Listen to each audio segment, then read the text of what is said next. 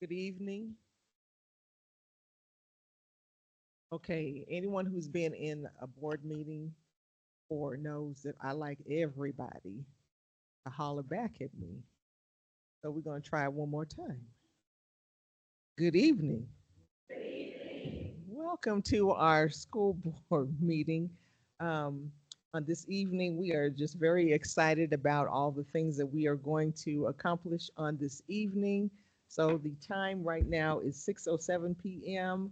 on May 15th, 2025.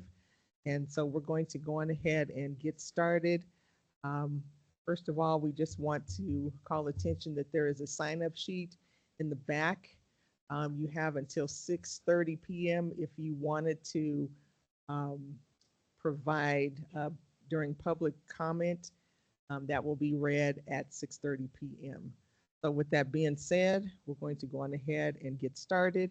Wanted to make sure that everyone on the dais has had a chance to review the agenda.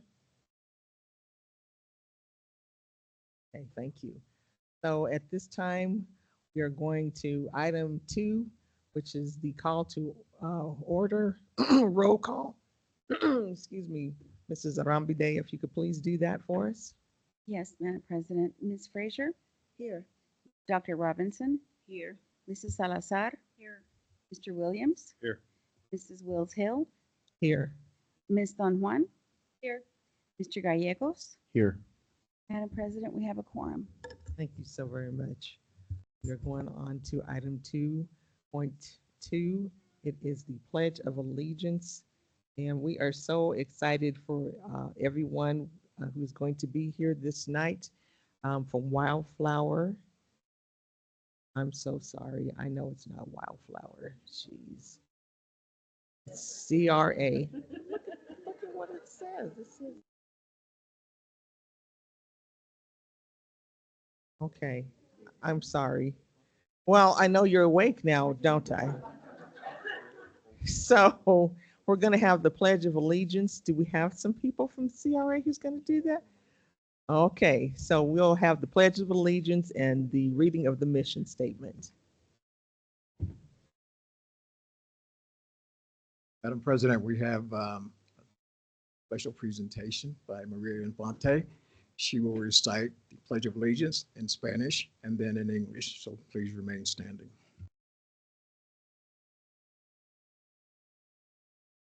Prometo lealtad a la bandera de los Estados Unidos de América y a la República que representa una nación ante Dios indecible con libertad y justicia para todos.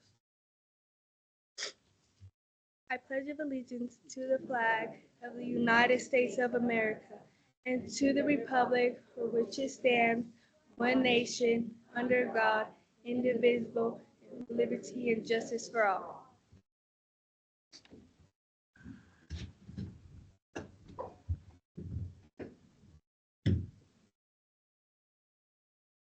Thank you so very much.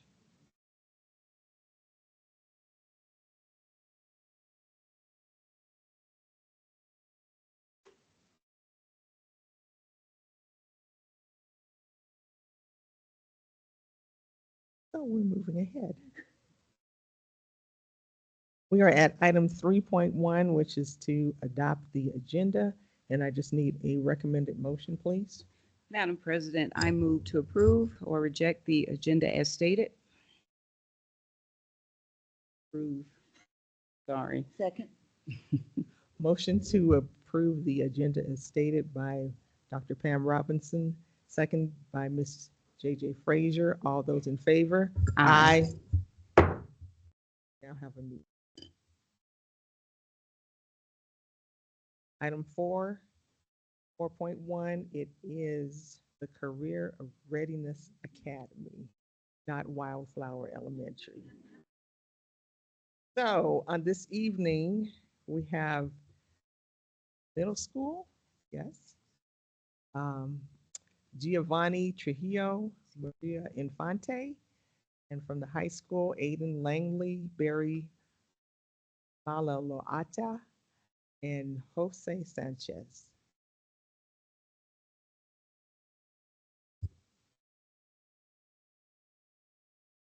and Thank you the very much. coach, Terry Dunn. First of all, good evening, everyone. Thanks for inviting Career Readiness Academy Middle School and High School for its board presentation tonight. We'd like to start with our mission. I'd like to have Aiden Langley come up, our valedictorian.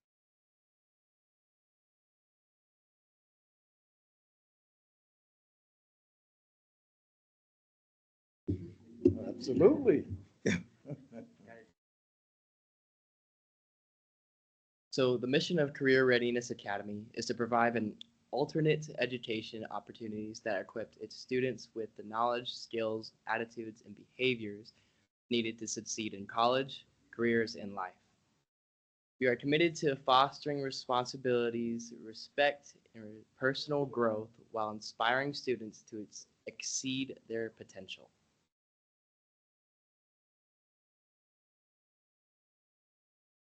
And for our mission, for our vision, we have Mr. Barry Melanalto.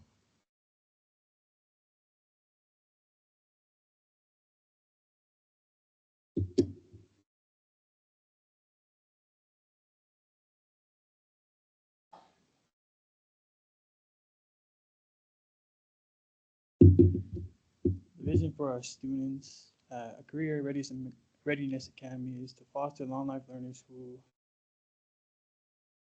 excel academically, socially, and emotionally. They will pose it as a strong academic foundation, be prepared for college careers, embrace new ideas, adapt to change, and demonstrate interpersonal skills such as respect, empathy, and compassion.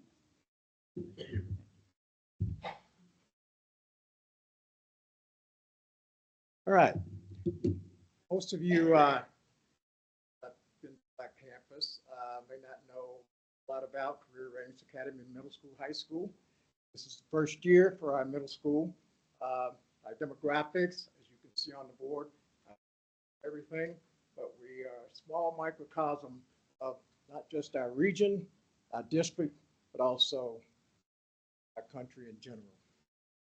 32 students, 45 of which graduated 2 days ago. And we have a middle school, which encompasses 17 students.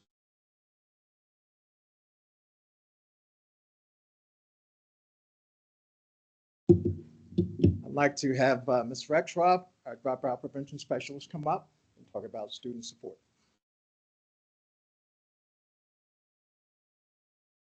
Good evening. So a little bit about our campus. We are small, but we have a lot of great support with our admin, Mr. Dunn, Coach, everybody knows Coach, and our AP, Ms. O'Mara. She oversees our middle school. We have 10 teachers. That includes our CLDE and our SPED teacher that was introduced. CLDE was introduced this year for us. We have 7 support staff members, and we have community partners. Weekly, we have Men of Influence come out, and our middle school have recently been going to Flying Horse Ranch, which is a therapy center for horses, which they'll go into more later. But so a whole house of support for our students. And then I don't know how to use this. Thank you, sir. The green one. Okay.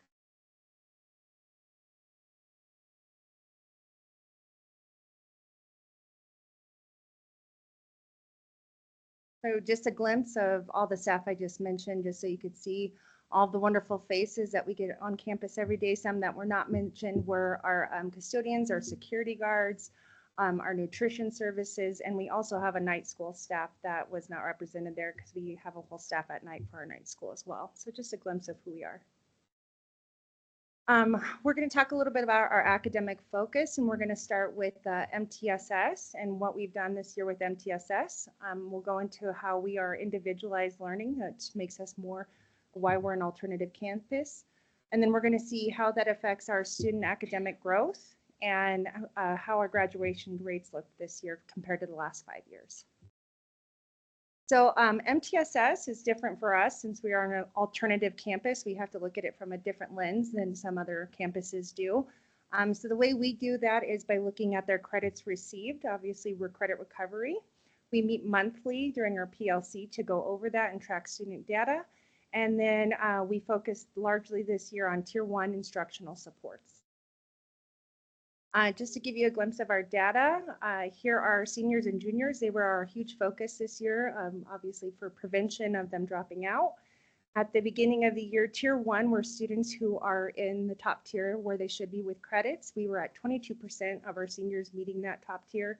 At the end of the year, we're proud to say 70% of our students were in the top tier for credits. So as you can see, we grew exponentially from where they were at the bottom to moving to the top. And that took a lot of effort from that huge support staff that I was talking about. Same thing for our juniors. We had great growth in that with MTSS. This was heavy data tracking throughout the year. At the beginning, only 29% of our students were on track in that Tier 1. And by the end of the year, we had 65% of our students on track. Some of the ways we did that was those Tier 1 strategies we were talking about. So a lot of our teachers did a lot of extra work this year by doing individual prints. They scaffolded quizzes for our students. They did daily check-ins. They had progress reports. Positive calls were a huge thing. And they'll go more into that when they go into some of even our social emotional learning and how that ties to MTSS as well. And I have next up is going to be, button will work. I'm going to introduce Ms. O'Mara, our AP, and she's going to talk about how individualized learning affects all of our students. Hi, good evening. So at the high school level, we use Edmentum as our core foundation for our students. And it really requires our students to be self-starters, and we really work with them to go at their own pace, but with guidance, because we all know that sometimes we just need a little push to make sure that we're finishing strong. And we really make sure that our students have that individual accountability with each teacher support. Being a smaller staff, we want to make sure that every kid has a trusted adult in the building and that they can have those tough conversations when a kid isn't making progress in Edmentum. At the middle school level, we have very intentional classes and grouping. So students move in pods throughout the day. So most of the time, the students stay with that pod all morning long. And then the way that we do it, we do all of our academics in the morning. And then when students complete all of their academic work for the morning, they get a preferred activity of their choosing. And so they essentially earn their elective classes, but it helps to prioritize that academic piece. We try to use choice as much as humanly possible, providing students different ways to show their learning and their mastery of the content. And we also have built in what I need time, which is really our academic intervention to help scaffold and remediate those skill deficits that our students possess. Our student academic growth, at the high school level, we have a total hours of on classes is 13,500. Our average class completion per student is 15. And at the middle school level, our iReady scores from beginning of year to middle of year had the highest growth in the district. We actually had like 134% growth from beginning of year to middle of year. And our graduation rates, in 2022, we had 26 graduates from CRA High School. 2023, we had 19. And then we increased to 37 last year, and we had 45 this year. I think one of the things that excites me the most about what we do at CRA is really thinking out of the box and getting creative about what we do to meet our students' needs. We have a handful of students who are dual enrolled, so they might be enrolled in both middle school and high school, so they have access to the high school classes.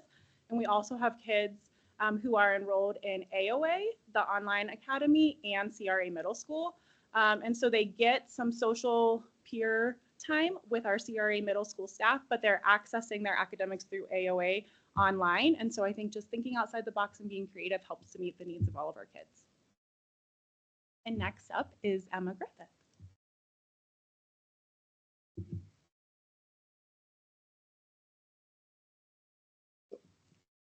A lot of what we try to focus on the last couple of years is personal development and success. That would encompass career-connected learning and social-emotional growth. I will talk about career-connected learning, and Ms. Griffith will talk about social-emotional. We really focused a lot this year on career-connected learning, and workplace, work-based learning, hands-on being able to get out in the community with our local community partners and really invest in our students in terms of what their future might look like, and maybe do some exploratory ventures around the region and also out of the region as well.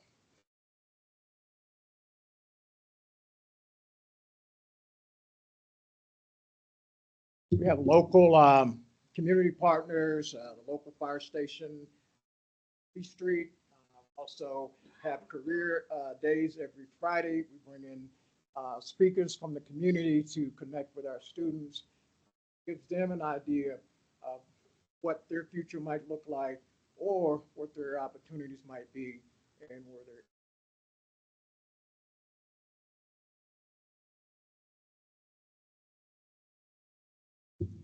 Social emotional growth.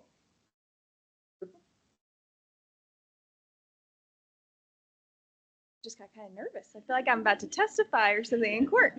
I'm Emma Griffin. I'm the school social worker at Career Readiness Academy, like they had said, and I just wanted to speak as fast as humanly possible because I have so much to say about this, and I feel very passionate about the social emotional resources and support that our students get at CRA. But I want to talk about our resources, our interventions, and the growth that we've seen from it. So I think having the lens of kind of what Ms. O'Meara said of like thinking outside the box. We met with another middle school in the district who was transferring one of their students to us, and their principal said, "Hey, thank you so much for thinking outside the box, CRA staff." And I was kind of taken aback because I was like, I didn't really feel like we were doing that crazy of things, but I feel like because we exist outside the box, that's like where we live is outside the box.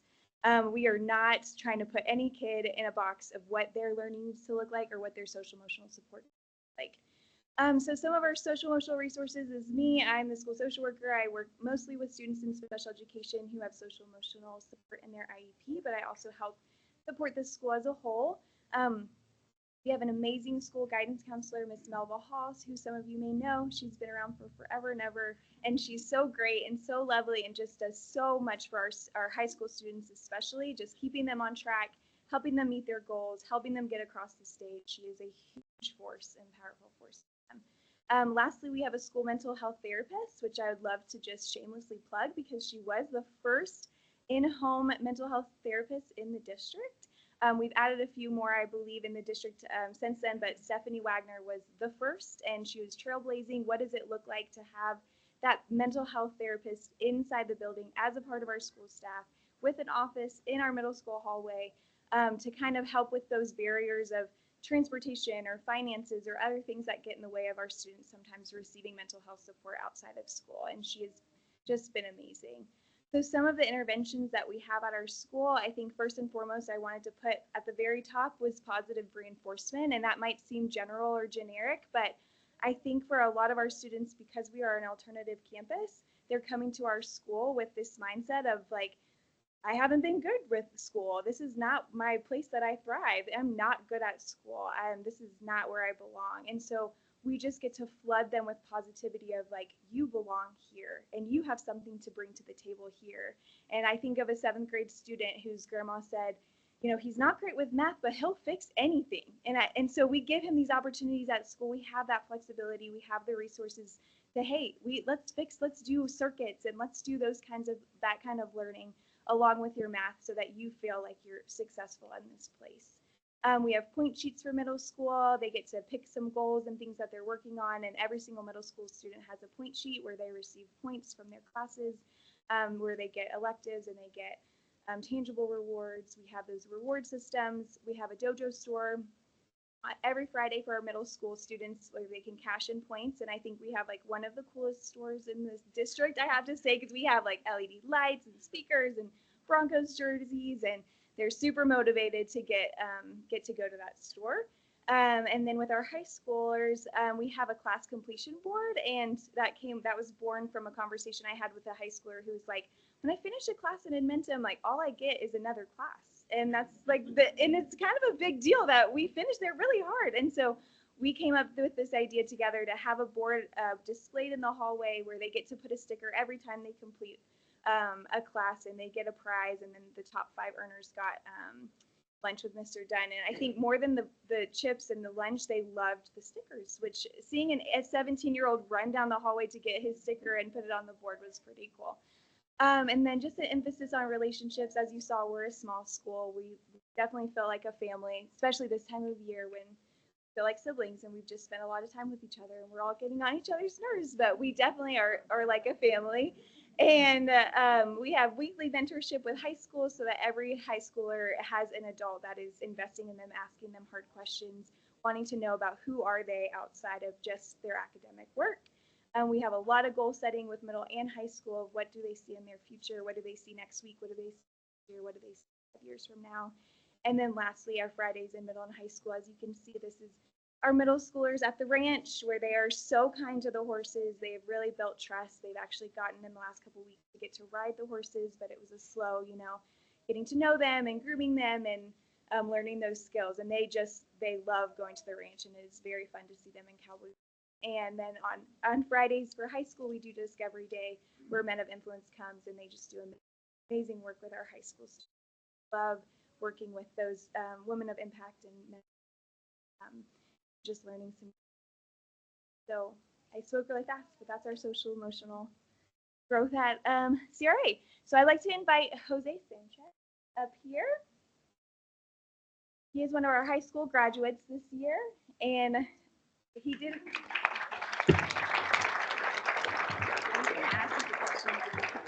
All right.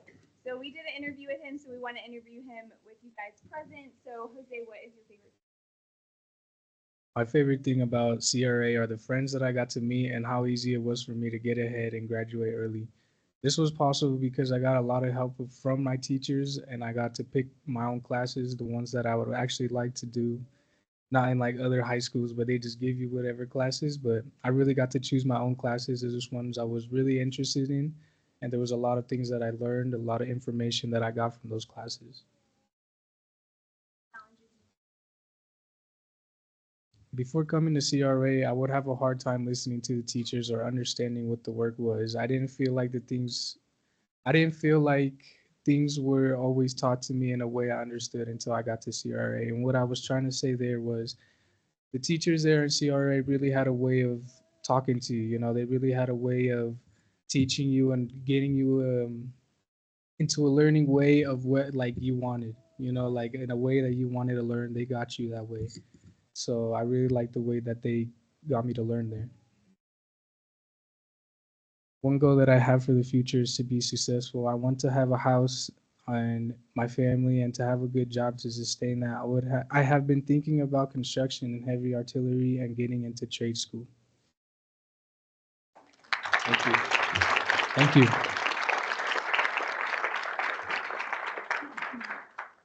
Oops. Yeah. I also just messed that up. But all of our students this year are graduates, Maria, Aiden, and Jose, and Barry, if you all will stand up. And so we can.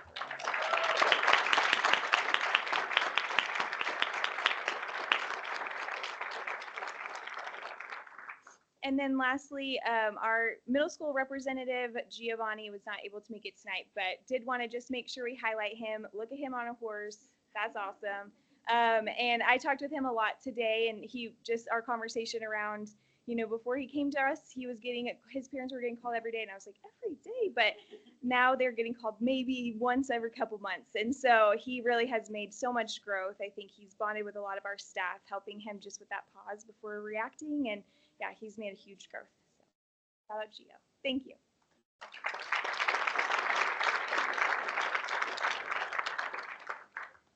Well, that's our presentation. As you can see, we have some great things going on at Career Readiness Academy, middle school, high school. And we have students who are learning and growing each day. And it's a great place to be. Coach and CRA team, I just wanted you to note that the two people assigned to your school, Ms. Frazier and myself, have our CRA blue and black on. So please note that we dressed appropriately. The way they wear their colors, absolutely. And then also, board, I just want to remind you that the way we fund this school is different than any other school. And the results you heard are because we do strategic funding. If you fund every school the same, you're not going to get the results that we're seeing. And so it's really important that we differentiate how we support schools based on what the needs of the students and staff are at the school. So super excited just of what CRA has been able to do in their new Pam Robinson Education Center. And the signage is up and working, so you have to come by and name in lights. I just I just want to commend you all. And I remember just the blueprints and the discussions, and you and the staff have just brought to fruition dream of Hansel offering the whole team, Andy, everybody, and you have exceeded. The only thing, I just have one question. I remember making a statement that I wanted our children, they're not babies. I wanted them to know that when they went to that school, it's not alternative. It is, and I love the young man that said differentiated, the way he taught to learn. You're learning the same thing, just like when you go to AP and CTE. And so you guys are just our differentiated magnet school. You're not alternative. You are finding your cutting edge differentiating learning for our students. And I was just so excited to see the graduation rate is students to you for just working and don't stop. These dreams, the young man with the goal, and you'll go beyond that. So thank you all. Thank you, Dr. Robbins.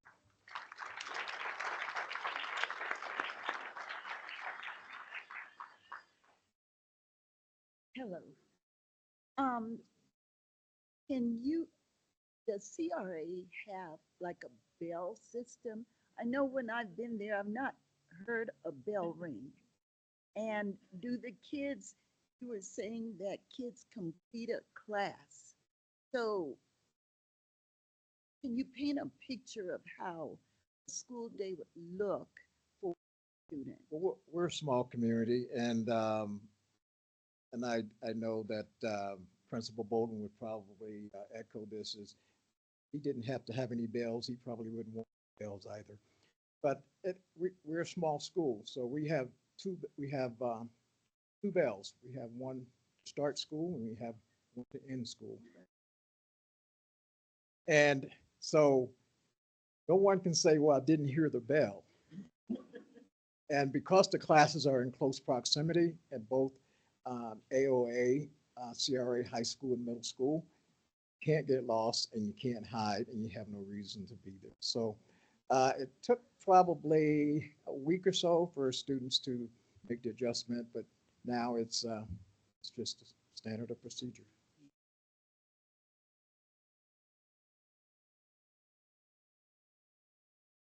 Your question was just, will we include extracurricular at some time, or will our students there be inclusive of sports or any of those like in the future? Well, every student that comes to Career Readiness Academy in terms of co-curricular activities at the high school level, they have a home school. So if their home school is Sierra or Harrison, they may participate at either of those schools. Band, drama, sports activities. Aiden, right? And Aiden. Yes. Yes.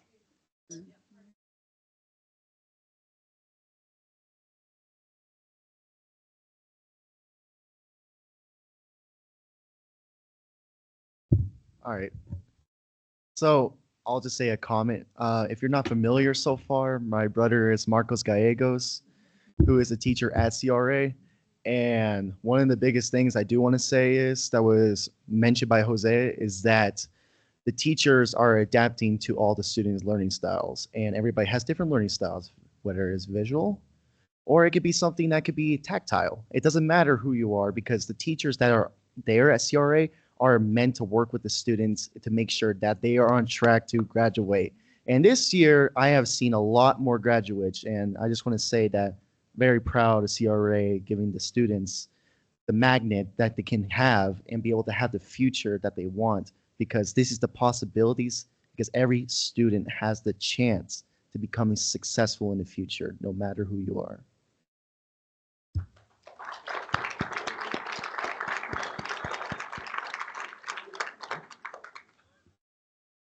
We're all looking like, can't say anything behind what was just said. Um, but thank you so very much for your presentation. You all have done just a phenomenal job. We are extremely proud, and I love using the word magnet. That is fantastic. So we have some things. Yes, I'm I so have a sorry. comment. I always have comments. I have a quick question. So what about sports for middle school students? Yeah, we have one student at his home school is Fox Meadows, Giovanna Okay. Trujillo, participated in basketball at Fox. Okay.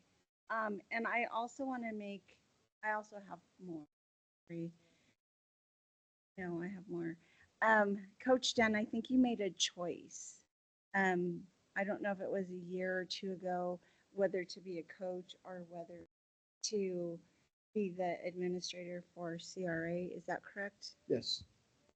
Well, I just want to say I appreciate you making that choice.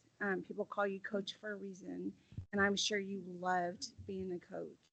But I just appreciate, looking at the graduation rates, I appreciate you making the choice that was right for students. Well, thank you. And I think the choice, I don't think I know that the choice was right for me. In any given season, I would have the effect on probably 30 young men. Now I have the effect on 132 young men and women. It was no brainer. And, and I must say, I have been in lots of basketball.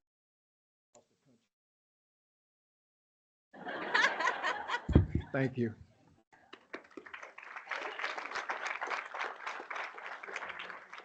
So at this time, we want all of RA people to come up front and take a picture with the board.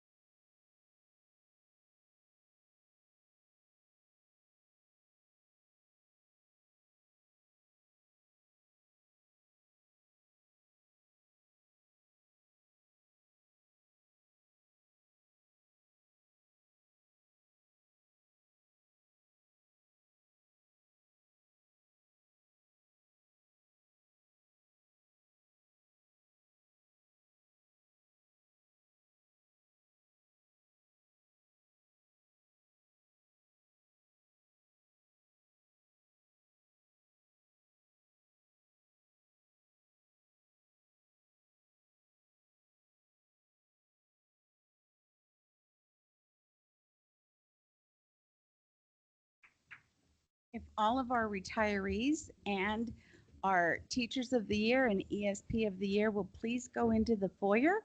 You're going to line up so that we'll be ready for you in a few minutes.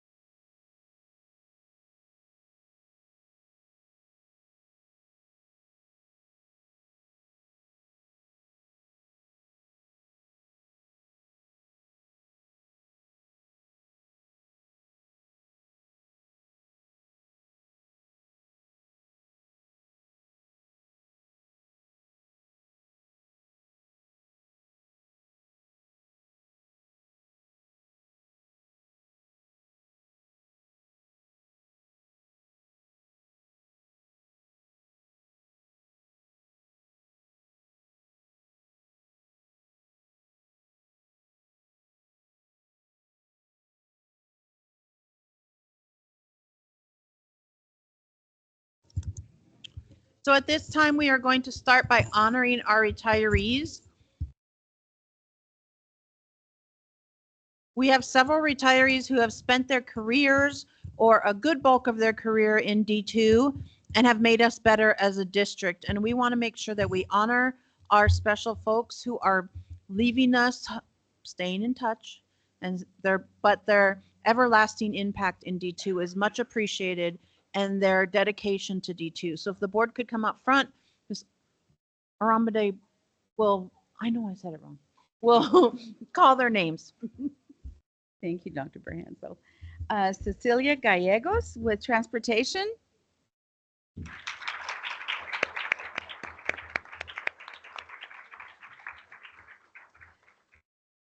Mrs. Michelle Largent, our district, one of our district RNs that's been here forever, and we're going to have to figure out how to work without you.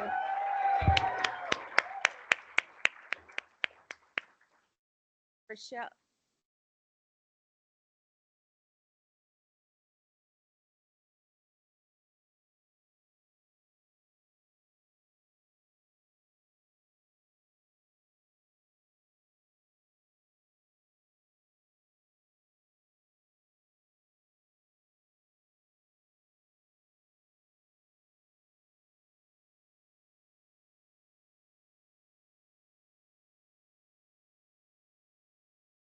Rochelle Taylor from Soaring Eagles.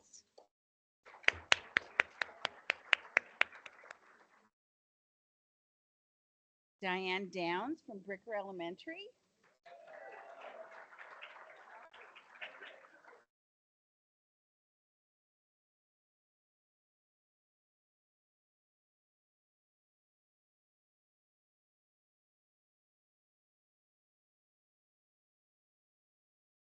Jeanette Kennard from Sierra High School.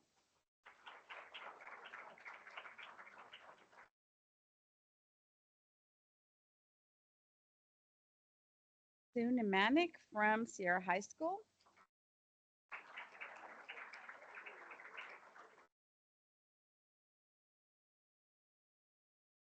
And last but definitely not least, Jeff Clemens, who's in our operations department and has a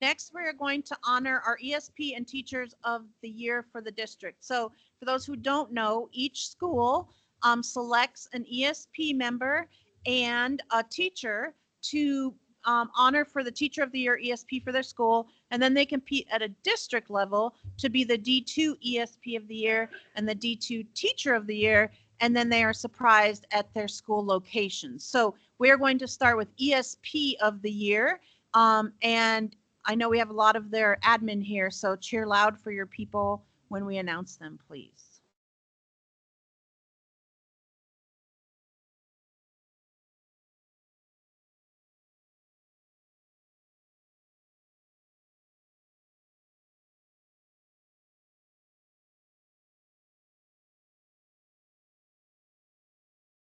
Charwana McLean.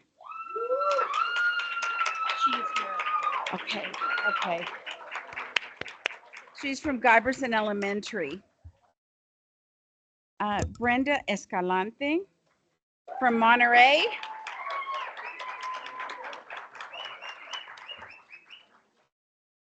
Rhonda Chase is here from Bricker Elementary.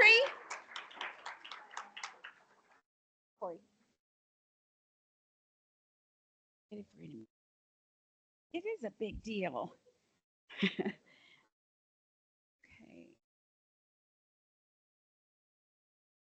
I'm sorry. Miracle Peoples from Stratton Meadows.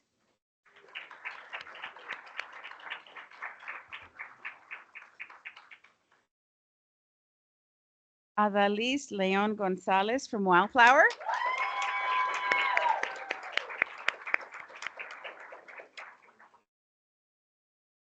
Lorena Vedoy from Mountain Vista. Lulu.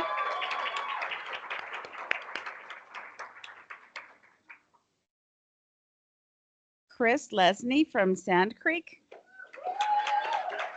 Oh,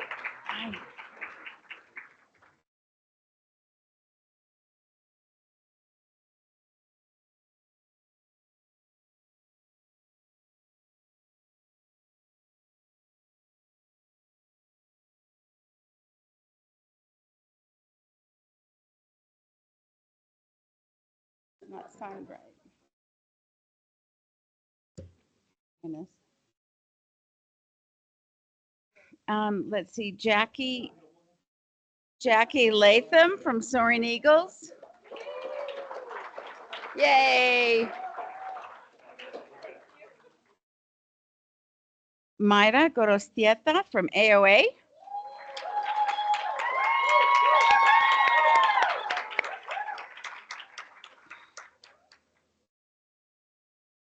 Tyler Moser from Panorama.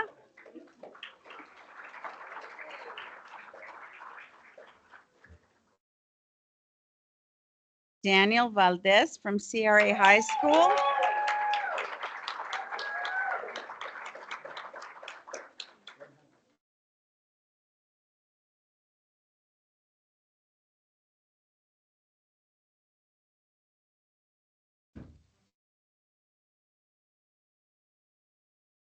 Okay, Janae Burgess from Otero.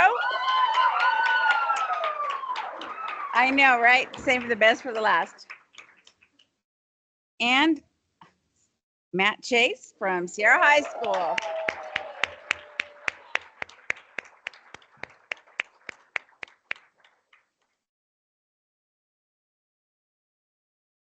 And a person that we really, well, I don't want to say really. The ESP of the year for for Olive Harrison School District 2 is Lorena Vedoy. JJ.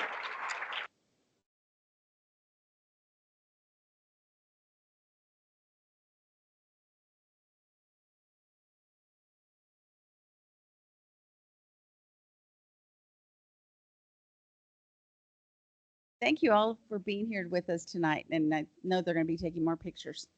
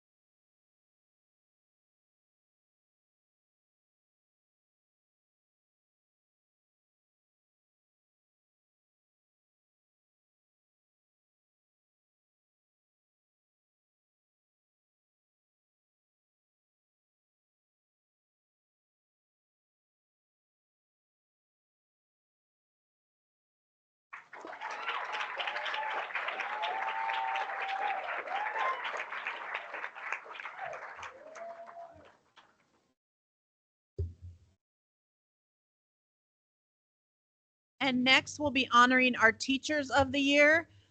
Just like our ESP of the Year, our teachers I would put up against anyone in any district. We have the best teachers in D2 that go above and beyond work a million hours to make sure our kids are taken care of.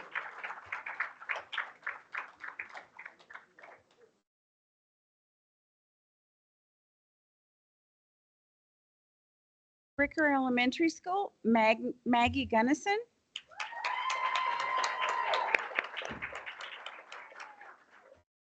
Emily Gaitan from Centennial Elementary. Brianna Hansard from Guyberson. Brianna Brewster from Stratton Meadows.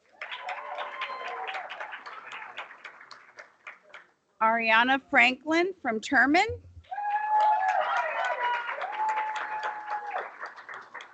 Angie Harvey from Wildflower.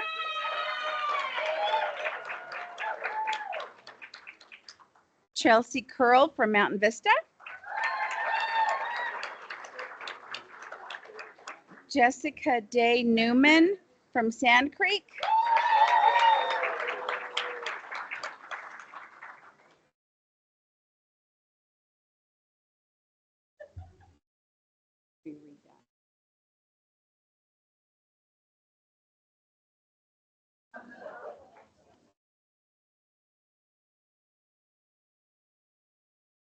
Calvin Roush from AOA.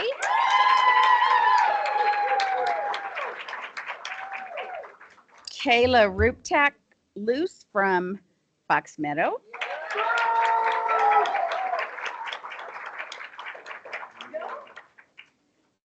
It's because I got it right. Wait. Here. Wait. I got it right here. I was going to give it to you in a minute. Okay. Wendy Robinson from Panorama.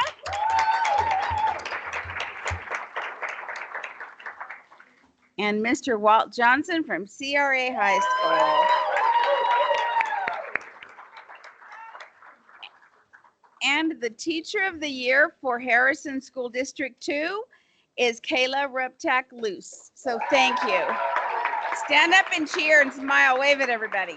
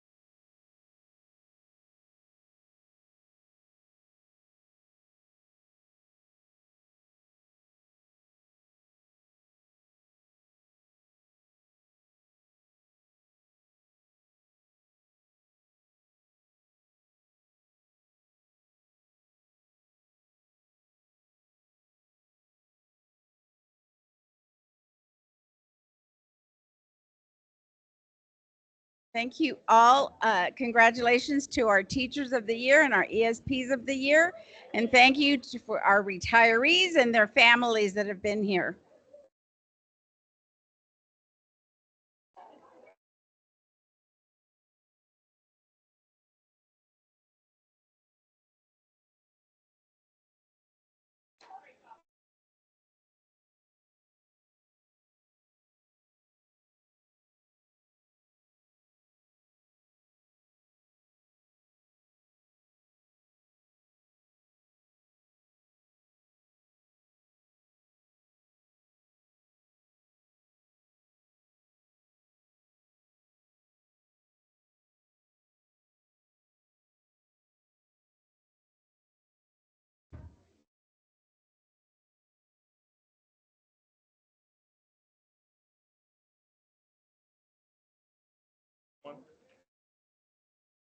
Take off the yellow paper.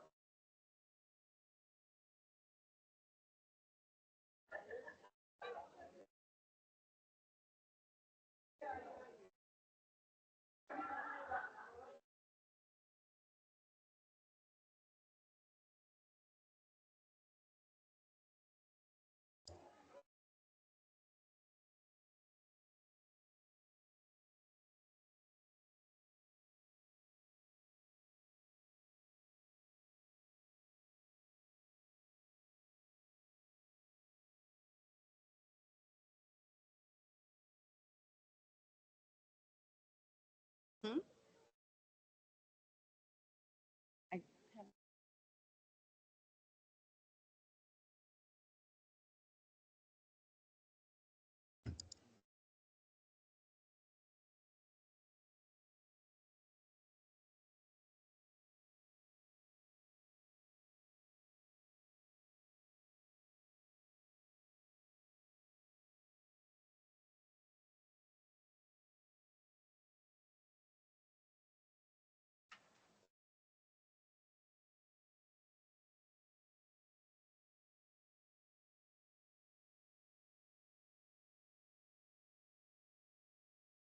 All right, thank you very much. That was a wonderful presentation and honoring all of our um, retirees, teachers of the years, and ESPs of the year. So we're going to continue on with our agenda. We are at item 5.3, and we do have a CLDE presentation. So at this time, the floor is yours.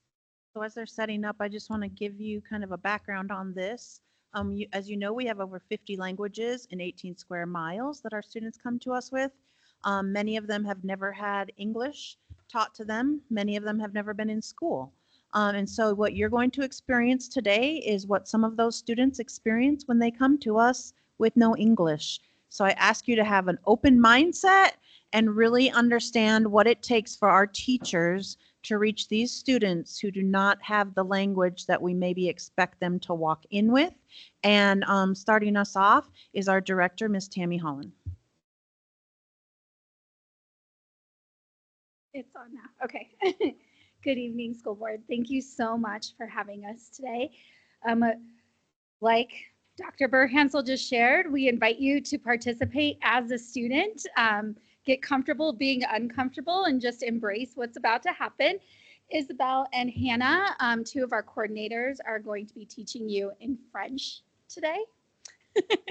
And within their lesson, they will be modeling some of the strategies that we launched this year as far as co-teaching, comprehensible input, and 7 steps to a language-rich environment. So we just want to thank you again for all of your support this year so that we could launch these initiatives. So with that, I will hand it over to Hannah and Isabel. All right. Hello. I'm Isabel. I'm one of the CLD coordinators here. Like we're all hearing, we are supporting teachers and supporting our students who are learning English. And I'm Hannah. I'm another CLDE instructional coordinator. Do you want this? So just as Ms. Holland told us, we'd love you to embrace the imperfections of this experience. My favorite motto my brother told me is don't let perfection get in the way of participation.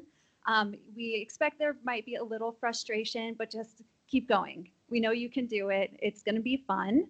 And then just a little technical thing, when you see the purple microphone, that means it'll be your turn to speak. It'll either be that I say something or we do it together. So that hopefully will make you feel a little at ease. And you guys back there, we hope that you'll join us. Thank you for joining. Sure. Allons-y. Bonjour les élèves. Aujourd'hui, on va penser de l'eau. On peut regarder cette question. Comment pourrait l'eau façonner le monde? How does water shape the world? On va regarder l'objectif. À moi, les élèves peuvent décrire comment l'eau impacte le monde. Maintenant, ensemble, à moi. Les élèves peuvent décrire comment l'eau impacte le monde. Très bien. Maintenant, un peu plus longue. Les élèves peuvent décrire comment l'eau impacte le monde. Très bien les Français. Très bien. OK. Maintenant, nous allons faire un peu de lecture. OK? Ça, c'est difficile avec le microphone. Très bien.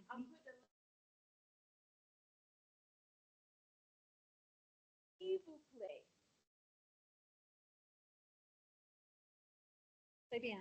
Très bien. Oui, oui, oui, oui, oui. Les autres, oui, très bien, merci. Très bien.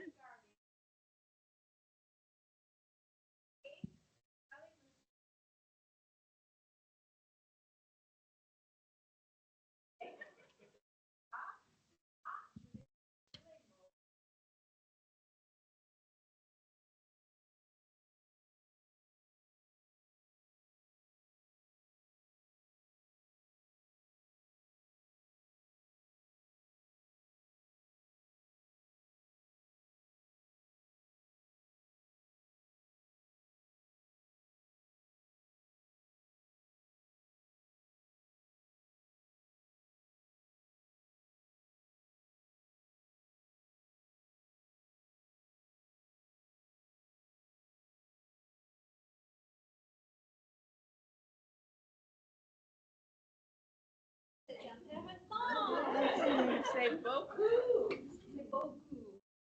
Hey, qu'est-ce que ça veut dire? Maintenant, nous allons faire un peu de vocabulaire. OK? Vocabulaire. Et nous allons faire les dons. OK? Donc, s'il vous plaît, levez-vous. Levez-vous. Levez-vous. Merci. OK. Maintenant, vous allez, moi je vais parler, OK? Vous allez répéter, OK? Vous allez répéter et vous allez faire les gestes, OK? OK. OK. Donc, regardez. Écoutez et regardez. Le fleuve. Répétez. Le fleuve. Encore une fois. Le fleuve. Le fleuve. Encore. Le fleuve. Très bien. Ça, c'est un fleuve. Maintenant, écoutez et répétez après moi les sédiments. Les sédiments. Très bien encore. Les sédiments. Une fois encore. Les sédiments. Très bien. Et l'eau. Répétez. L'eau. L'eau. L'eau. Très bien. Je crois qu'on comprend ça, n'est-ce pas? L'eau. On utilise comme ça, l'eau. OK, très bien. Maintenant, quelques verbes. Répétez apporte.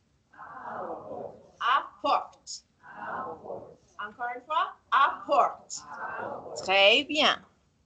Et finalement, emporte.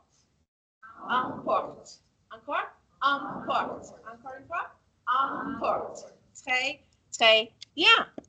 Asseyez-vous, s'il vous plaît. Asseyez-vous, s'il vous plaît. Et maintenant, on va faire le quiz. Woo! Montrez-moi les cartes. Très bien, très bien.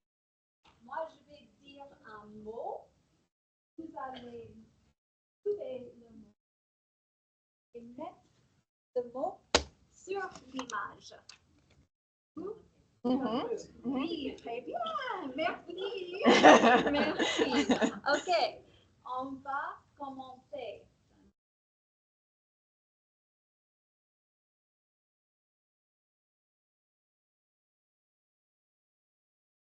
Import. Très bien. Import.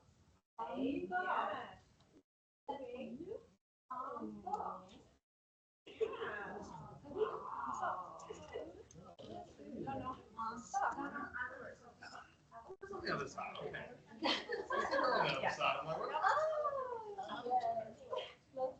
OK. Import. On peut mettre import à la sèche. Très bien. L'autre.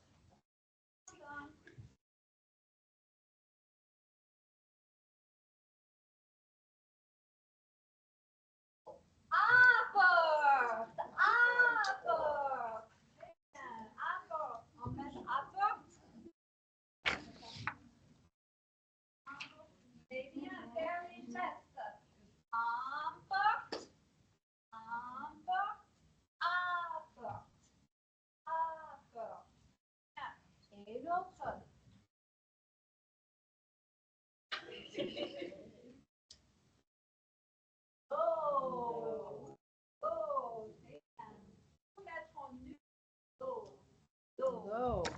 Low. Low. Low. Low. C'est bien. Okay. Le bleu. Le bleu. Oui, le bleu. Très bien. Et maintenant.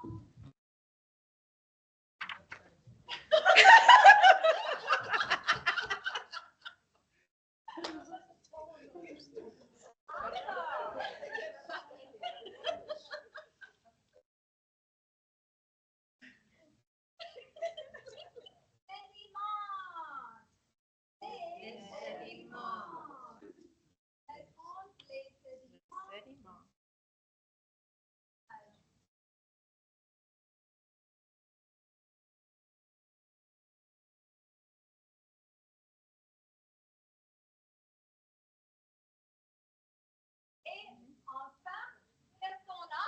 Enfin, c'est quoi? Le bleu. Le bleu.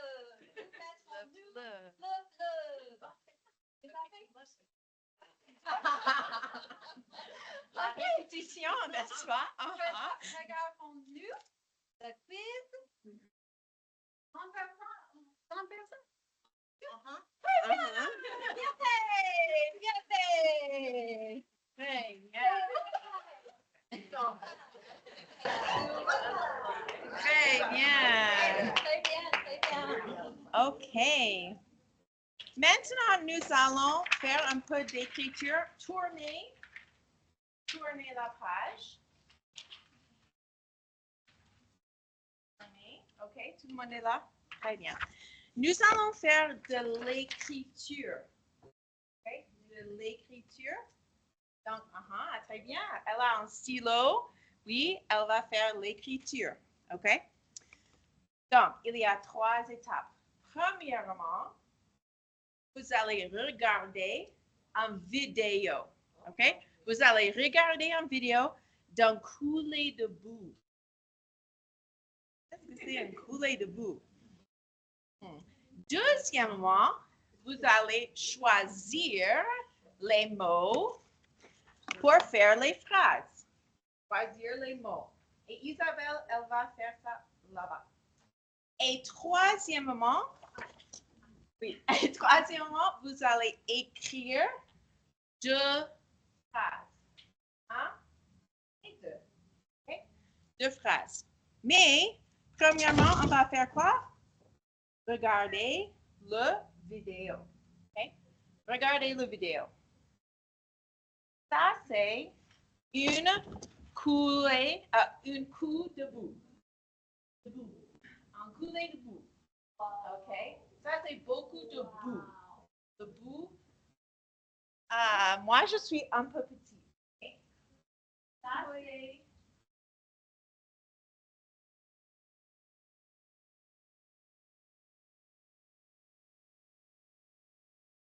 Mais qu'est-ce qu'on voit? Qu'est-ce qu'on voit? What? Une maison. Une maison. Maison. Oh, wow. Moi, je vois le bois. Le bois, il y a beaucoup de bois. Le bois, c'est comme ça. Le bois. Le bois. Ça, c'est le bois.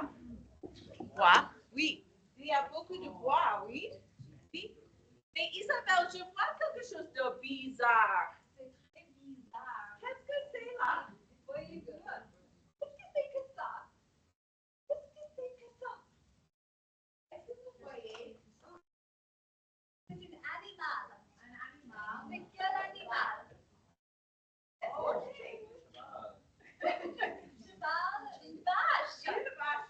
Une vache. Vache. Ow. Bon. Une vache, est-ce que vous voyez? Il y a une vache. Oui, il y a une vache. Wouh. C'est difficile à voir, mais oui, c'est une vache. Une vache. Très bizarre. OK. OK, continuons.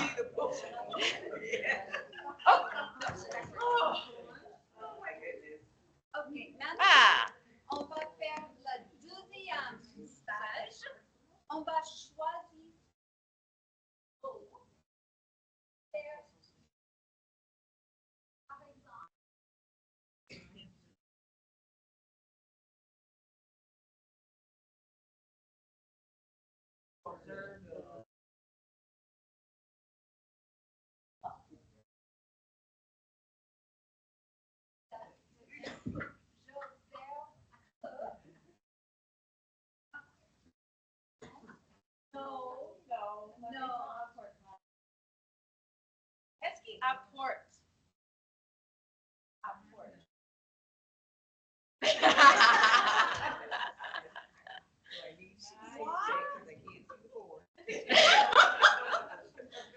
Moi, je vois que l'eau apporte le bois. Oui, l'eau apporte.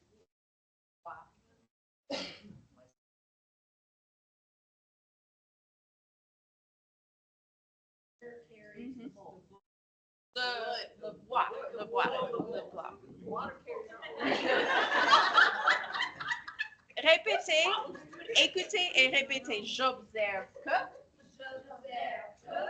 l'eau apporte le bois.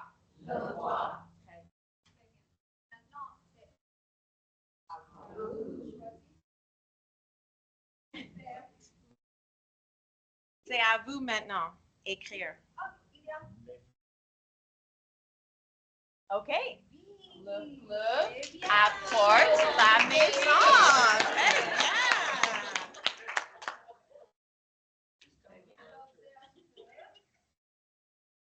J'observe que le fleuve emporte la maison. La maison. Très bien.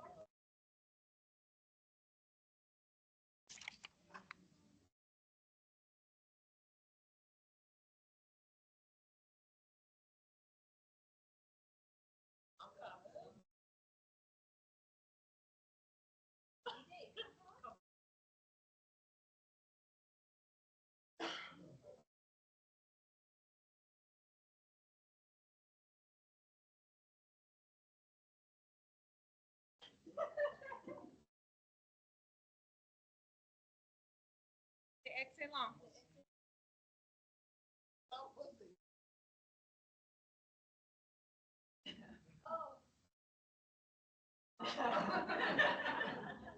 Tu parles espagnol? Mais tu parles AS.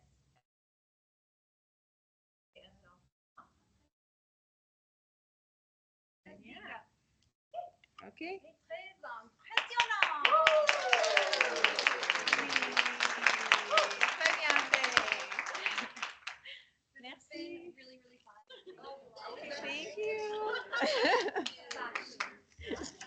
A cow. Yeah.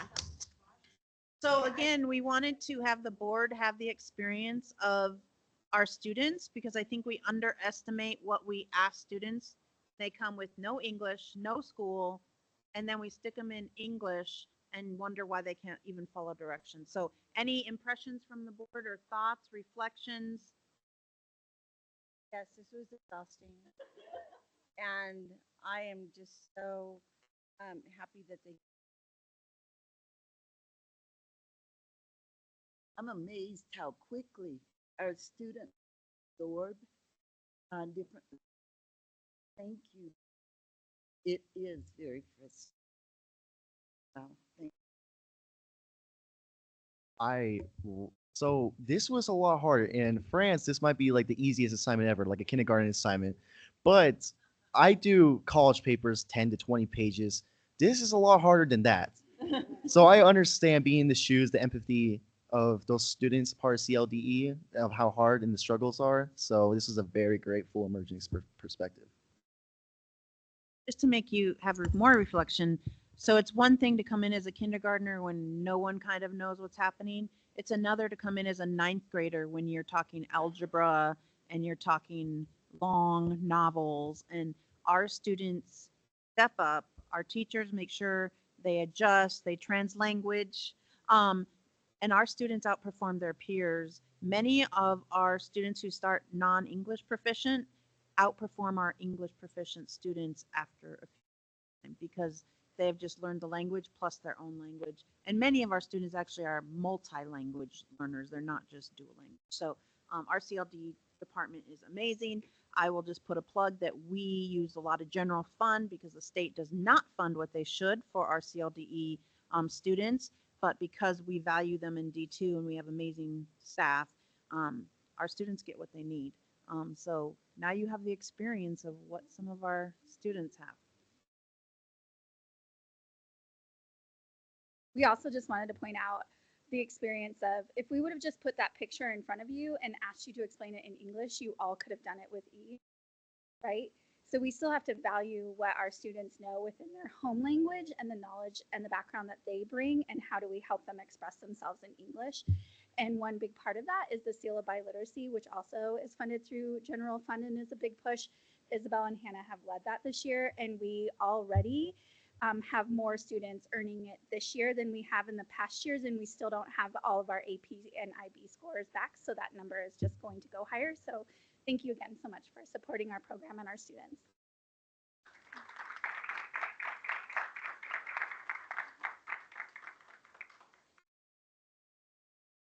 Also happy that we could provide entertainment for everyone on this evening. I don't know. We'll be editing all of that out. I'm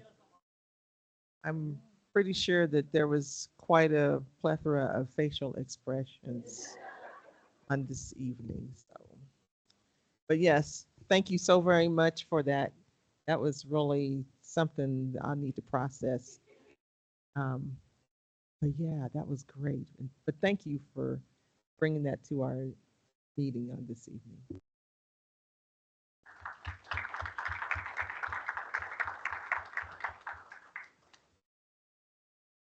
We are moving on to next item, which is public comment. Members of the public who desire to address the board on any topic related to are welcome to do so at this time.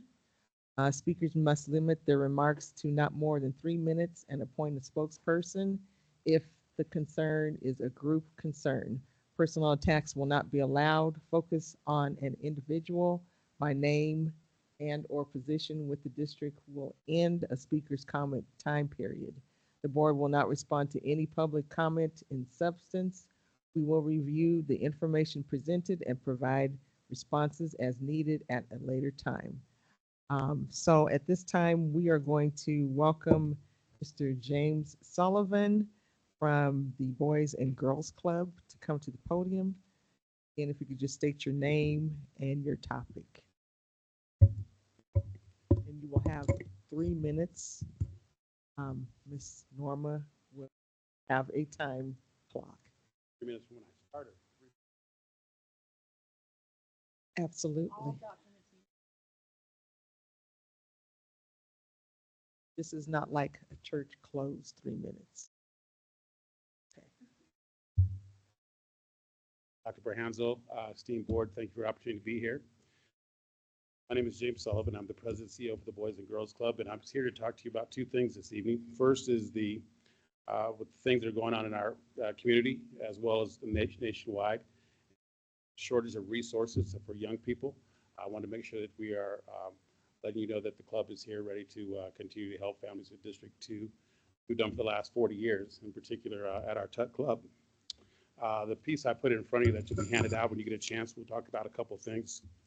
One is Boys and Girls Club serves, as we have 2 clubs. One is what's called Kids Club 360. That is a after school, before and after school daycare type of program.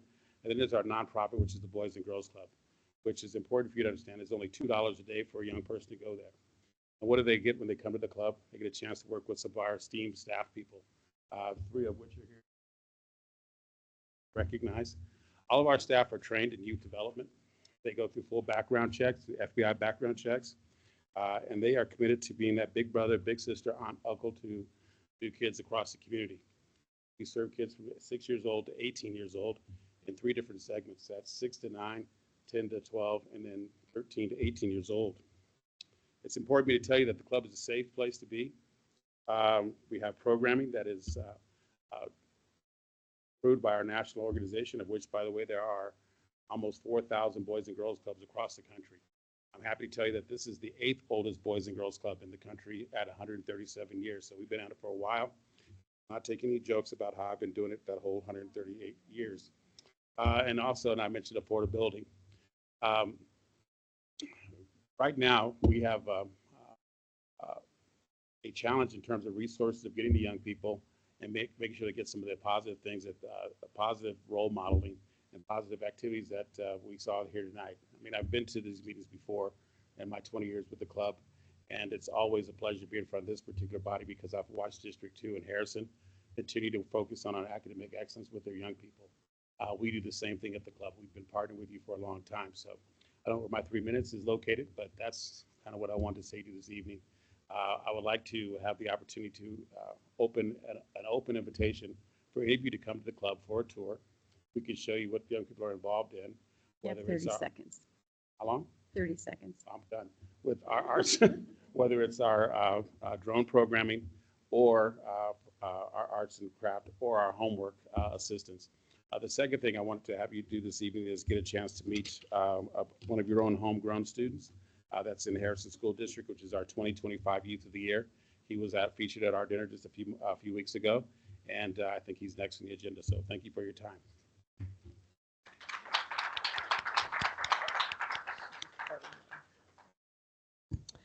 Next, we do have Mr. Nicholas Barnett from the Boys and Girls Club Youth of the Year. Thank you so very much. Ms. Norma, we'll start your time. All right, I'll audition my Youth of the Year speech. Trailblazer Maggie Walker once said, "There is greatness inside all of us, but first we must choose to be great." Hello, my name is Nicholas Barnett, and I'm 17 years old. At age 6, I was adopted. While I'm grateful my family chose me, I've searched for a sense of belonging throughout my life, and I can proudly say I found at the Pike Creek Region Boys and Girls Club. This is my journey and how my great future started when I walked through those blue doors. I was originally reluctant to join the club, but then I connected with the staff, volunteers, and the opportunities the club offered. Our prior director, Ms. Jen, empowered me to try new activities. I took part in the Shea Winter snowboard and ski program, 3D printing, and drone soccer. I snowboarded down blue runs, 3D printed NFL logos, and learned to fly and play drone soccer. Through the club, I felt more capable and confident. I'm no longer just a participant. I'm a leader and role model in my club. At the club, being a leader means taking action when you care about something.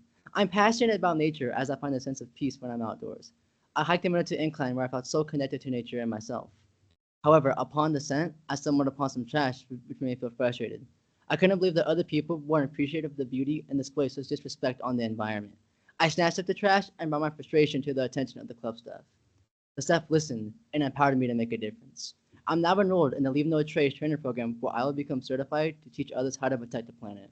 It's my goal for every club member to value and care about our world. I'm an avid runner because of my love for the outdoors. I've been part of my school's cross-country and track team, and I see myself progress from an inexperienced runner to someone who set school records and was named MVP. Going into my track season, I was proud to be selected as team captain. I was willing to do anything on the track to succeed. However, I lost out on my classroom responsibilities, meeting my grades. My status as captain was revoked, leaving me angry and discouraged. In my downfall, I turned to the club once again. Miss Evelyn, our foster grandparent volunteer and a trusted ally, has always modeled great sportsmanship and shows immense respect for your teammates and opponents. She encouraged me. Being a leader isn't about being the best. It's about being a team player. Mr. Sean, a staff member I look up to, taught me to prioritize, held me accountable, and had me tackle my missing assignments. I got serious and brought on my grades. The Boys and Girls Club has made me feel capable, and it's a place where I belong. I embody the essence of the Boys and Girls Club mission. I am productive, caring, and responsible. I am a leader, and I challenge other teens to pursue greatness and join their local Boys and Girls Club. To conclude, I'd like to end up a poem I wrote. To be great, you must strive for the best. To be great, you must rise above the rest. To be great, you must chase every dream. To be great, you must flow against the stream. To be 30 great, seconds. you must work through the night. To be great, you must shine your own light. Thank you.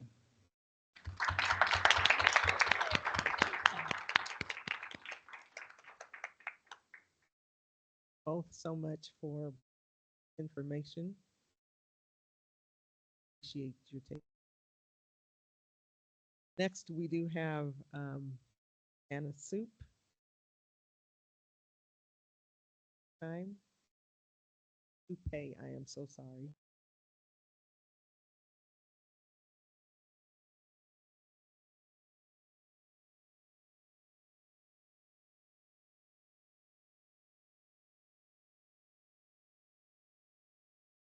Dear board members, my name is Anna Supe and I teach 7th grade language arts at Carmel Community School. I am here in response to a letter of intent to not renew my contract of employment. I know that as a teacher, I uphold the mission and values of District 2. I trust that the board members uphold similar values. If I did not believe this, I would not be here today. As an educator, I build District 2's community up. According to a letter of reference written by a District 2 representative, in addition to her passion for teaching, Ms. Supe is a highly collaborative colleague. As we all know, community is a cornerstone of being an effective educator. Please see Exhibit 1 at the packet. Similarly, I am a teacher leader when it comes to pedagogy on the district, state, and national level. I'm a published author, and I have also served on the district literacy implementation team, the district common assessment team, the Colorado Department of Education Writing Framework Committee, and I am excited to announce that I have had 2 conference proposals accepted by the National Council of Teachers of English for their upcoming national conference, where I had hoped to represent District 2.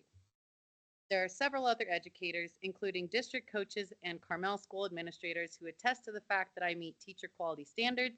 Please see copies of the Teacher Effectiveness Exhibit 3. Furthermore, my students have shown steady improvement in their reading and writing this year.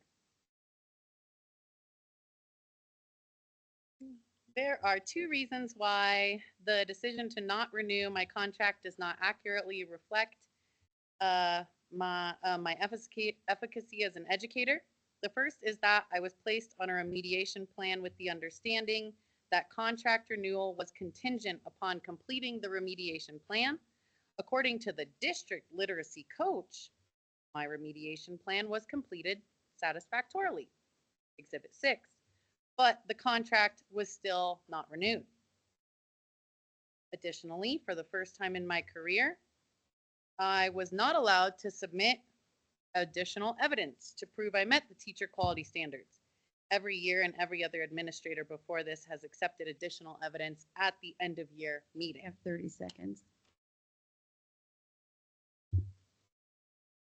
I know that I am a passionate and effective educator who is an integral member of District 2's community.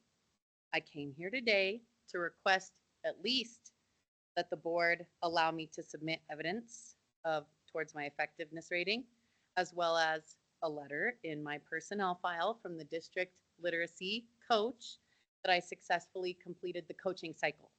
And Time at is up. most, extend the contract and allow a transfer. Thank you for your time. Thank you for sharing. Will be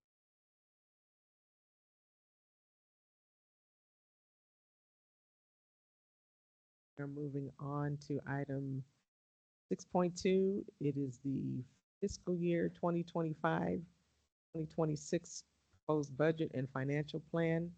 This is Corey Akere, CFO. Floor is yours. Thank you so much. I am going to speak the ancient language of numbers, the universal, not French, the universal language of numbers. And I think I have, so the first thing I'm going to review as committed when I first came here, which has now been a little bit over a year, is to report our financials quarterly. So the first thing I'm going to present is our quarterly financials for the month ended March 31st. Here we go.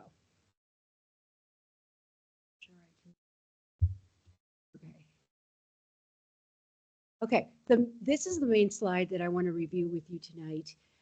in the sense that we've talked at length, or I've reported at length, how after the approval of last year's budget, we were in serious, we had a serious mountain in front of us.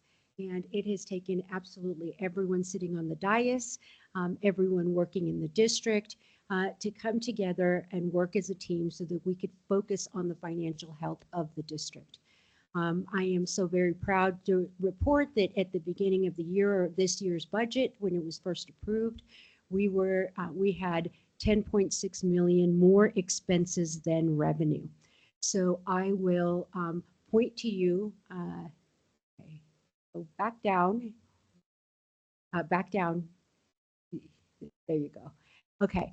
And when we submitted our revised budget in January, right immediately after the budget for this year was approved, we went into action. We didn't wait.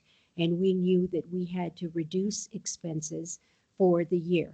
When we submitted our revised budget in January, we projected, and I am looking specifically, and let me, oh, I have a pointer right here, at 6.5 million under, I mean, somewhere else, but I just realized I'm pointing it behind you. But if you look at where it says revenues and transfers over or under expenditures. So if you look at that particular line, when we submitted our revised budget, instead of being 10.6 million expenses over income, we submitted our revised budget in January to be 6.5 million expenses over income. So we have now projected through the end of the year, and we are getting better at our projections and at working with individual department heads and working with schools. We are now projecting to end the year at 3.7 million expenses over income. So when you think about the challenges we had this year, we not only started the year with 10.6 million expenses over income, then we had the student count true up in December, and we lost students, and it was to the tune of about $4 million. So the mountain we had to overcome was $14.6 million. And we submitted the revised budget, and we were at 6.5 million expenses over income. And now we're going to end the year from our projections at 3.7 million expenses over income. So I just want to give a huge, huge shout out to the district, to the admin leaders, to the principals and the schools, and how hard everyone has worked to bring our expenses considerably down.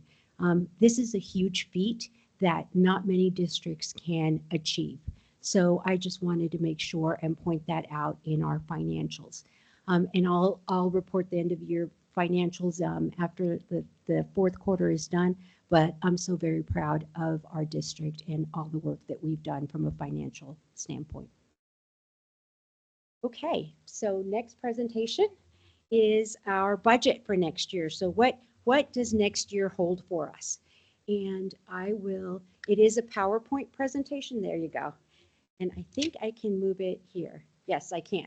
So first and foremost, I want to talk about the preparation of the budget. We have to submit the proposed budget, which is what I'm doing this evening, and 30 days prior to the beginning of the fiscal year, which is July 1. So we're well within our 30-day limit. We have to put the notice of the budget, i.e. put it on our website within 10 days after submitting it to you as the proposed budget, and publish a notice on our website, which is what we're planning to do, stating that the budget is on file and the date that it was submitted to you for consideration. You will not be taking a vote tonight. That vote will happen on this budget. That vote will happen on June 5th, the meeting of June 5th. So first and foremost, the proposed I'll go through the general fund, which is the most important component. As you know, that is kind of the big pot of money. We'll go through the insurance reserve fund, nutrition services fund, grants fund, bond redemption fund, capital reserve fund, building fund, land trust fund, and pupil activity fund. These are all the funds that combined make up our budget and how our schools are funded. I won't necessarily go into a lot of detail with the smaller funds, but I will go into detail with the general fund because for me, transparency, and for all of you, of course, the most important thing is that you know and understand how the district's money is, how it comes in, and how it's being used. So the budget timeline today is information only. I present to you the budget. On June 5th is when an action is needed in the form of a vote. So the appropriation by fund, this is how much, and if you recall, when I submitted the revised budget in January, I came to you with an appropriation request of all of the funds of the district. In prior years, the board was not asked to appropriate all the funds for the district. I'm not sure why that call was made in the past, but to me, being as transparent with our voters and our constituents is very, very important. So these are all the funds of the district. There are no additional funds in addition to this. Not all of this gets used. This includes our reserve funds. And so it's $231,269,761 is the total appropriation that I am asking for the board to approve on June 5th. Okay, so we are stewards of public dollars, bound by law, rules, and prudence to presenting our constituents a yearly plan of spending. And I know I don't need to remind you of this, but given our political climate, I want to make sure that we review it all because sometimes the law is put to the side and that is not who we are or what we stand for. We have to spend our public dollars wisely.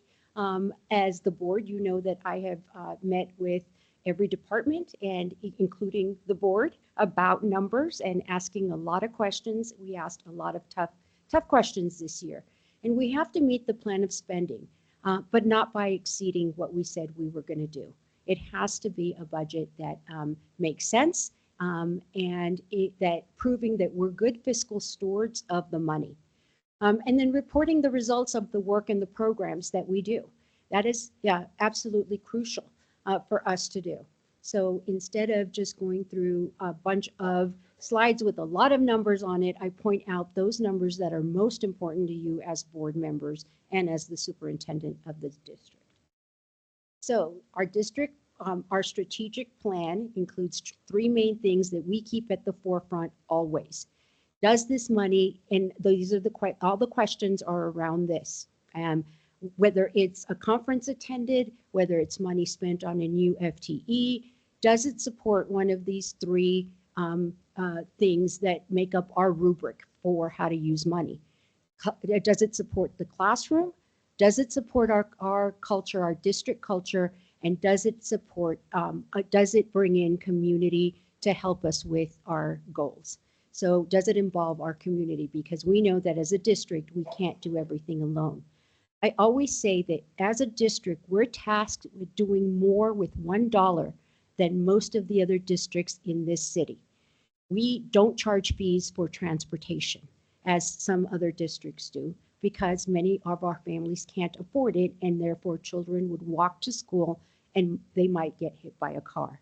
We have to do more with $1 than most districts, which is why we're very diligent and very strategic about how our money is used. We also know that we have special programs that we know work. You got a presentation from CRA earlier, right? CDLE was here. A lot of that is funded through general fund. And that means that we have to do more with our dollars because if CDLE were in CRA, maybe some of our board members would need the would need the specialized way of learning French. But we have to do a lot more with our dollars, and we take that very seriously. So first and foremost, we have to have strategic goal and direction. Again, our rubric of does it fit in one of these three buckets? If it doesn't, then it's not $1 we should spend.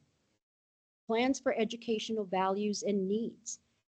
Our assistant superintendent said something in a meeting the other day that has not left my brain. And she said, we need to build programs that aren't just the minimal programs. They need to be effective programs. And that has not left my brain because, again, it puts pressure on us to make sure that we're using dollars wisely, because we can't just build a program for sake of building it. It has to be effective, which results in increased scores and all the good things that are coming to District 2. Resources to meet multiple year plans. We passed an MLO this year, which was great news. But as we did our strategic planning in finance, we put those strategic plans for out 10 years because it's a 10-year MLO. We didn't just look at next year. We looked at 10 years out because that's our responsibility. It's your responsibility. It's my responsibility. And we take that very seriously. How are we going to stretch these dollars to make sure that they cover us for the next 10 years? Communication of financial operations. Internal controls, there's no question that our internal controls have stepped to the 9th level this year. They are in place, and many of our school principals, our admin, have given us feedback on it, and we've incorporated their feedback on how we roll our financial operations out. Next year, we have planned budget trackers that will give us a much more clear way to make dual projections. Just like I projected the end of year number, we will be much more confident in that number as we head into the new year, because the folks that control the money out in the schools, manage the money, I should say, will have more tools at their disposal to be able to make the decisions they need to make on a monthly basis. Reports on progress. So we will be reporting again. I report on the quarterly financials and how we're progressing forward. So for us, it's very, very important that our principals out at schools will be able to log into the system and see where they are at any given moment against their budget. The budget truly becomes our management tool. A budget is always meant to be the management tool by which a district conducts operations. And when you separate the two, that's when you have either overspending and underspending, and both hurt the kids. Okay, so general fund assumptions are in this new budget for next year. We assume that our pupil count is going down by 241 students. And that is a 4-year average. Before we had a 5-year average that we were going off of. So we've seen declining enrollment in our district. And so this year, for next year's budget, we are projecting 242 less kids in our schools. Sorry, Ms. Cruz, I just want to clarify for you all, that includes charters, and that's where we're seeing the biggest decrease in numbers, just for information. Yes, thank you for clarifying that. We didn't separate it by school, but if we did, that's where you'd see the differences. Any additions, you can see that the total program funding under per pupil funding net of a negative factor, we are actually going up $2.9 million from the state. So oops, wrong buttons.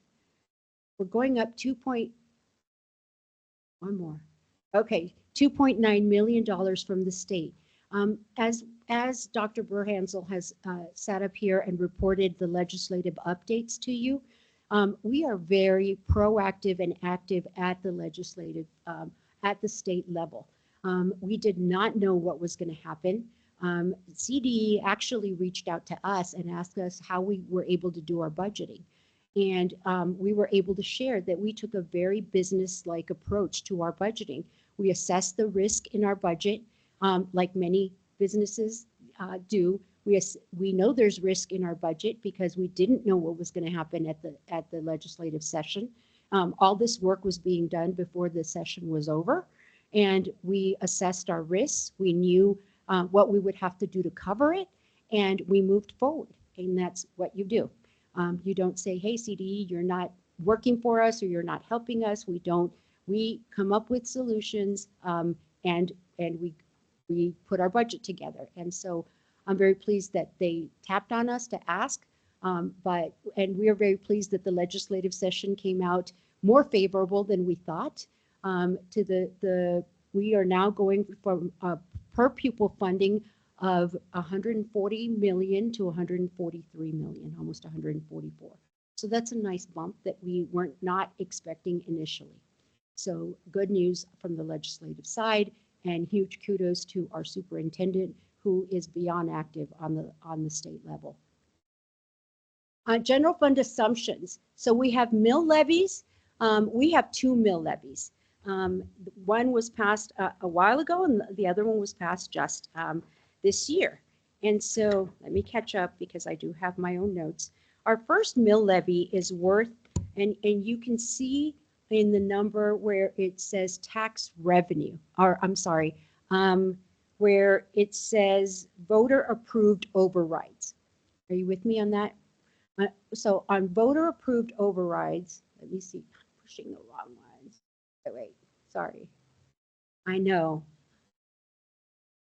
Okay. Right here. On voter approved overrides, of that 15.5 million that we are projecting in next year's budget, about 6 million of that comes from the first mill levy override that we had. The rest of it, the 9.1, or the other remaining 9 million, is coming from the mill levy that was just passed this last year. And so that is what makes up that number. But so you now know where the number is for the mill levy override that was passed. And so overall, our proposed budget, our proposed fund assumptions is how much is going to be in general fund, which is more, and then the mill levy overrides are bringing in more as well. Okay, so property tax revenue,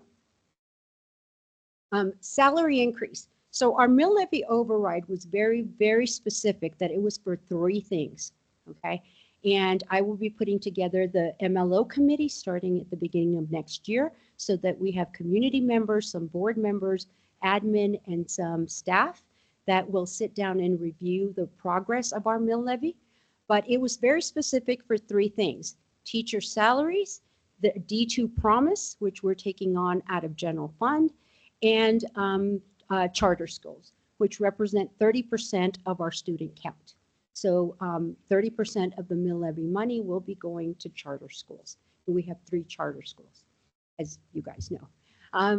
The raises that are proposed in the budget for next year are based completely on licensed staff. The base rate going up 2% for our teachers and our ESPs. And then if they are returning to us, an additional 3%, for a total of a 5% increase. There are no increases budgeted for other staff.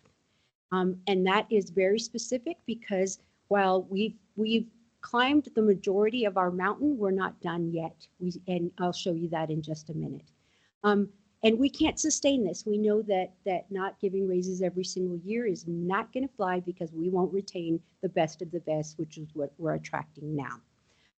So I will tell you that while we understand that the mill levy monies were specifically for teachers and ESPs, we at this point, we still can't afford the increases for other staff, but that doesn't mean that we won't make sure that that's what we're focused on for the upcoming year after this next year. Okay, so what has happened across the district is we went in, we started this budget process very early as December with the new templates. We rolled out a completely new budget process where my staff went out and worked with the schools. And we had some principals at schools look at our templates and give us feedback on that. My staff worked with the schools so that we could right size the schools given some of our reductions in student counts.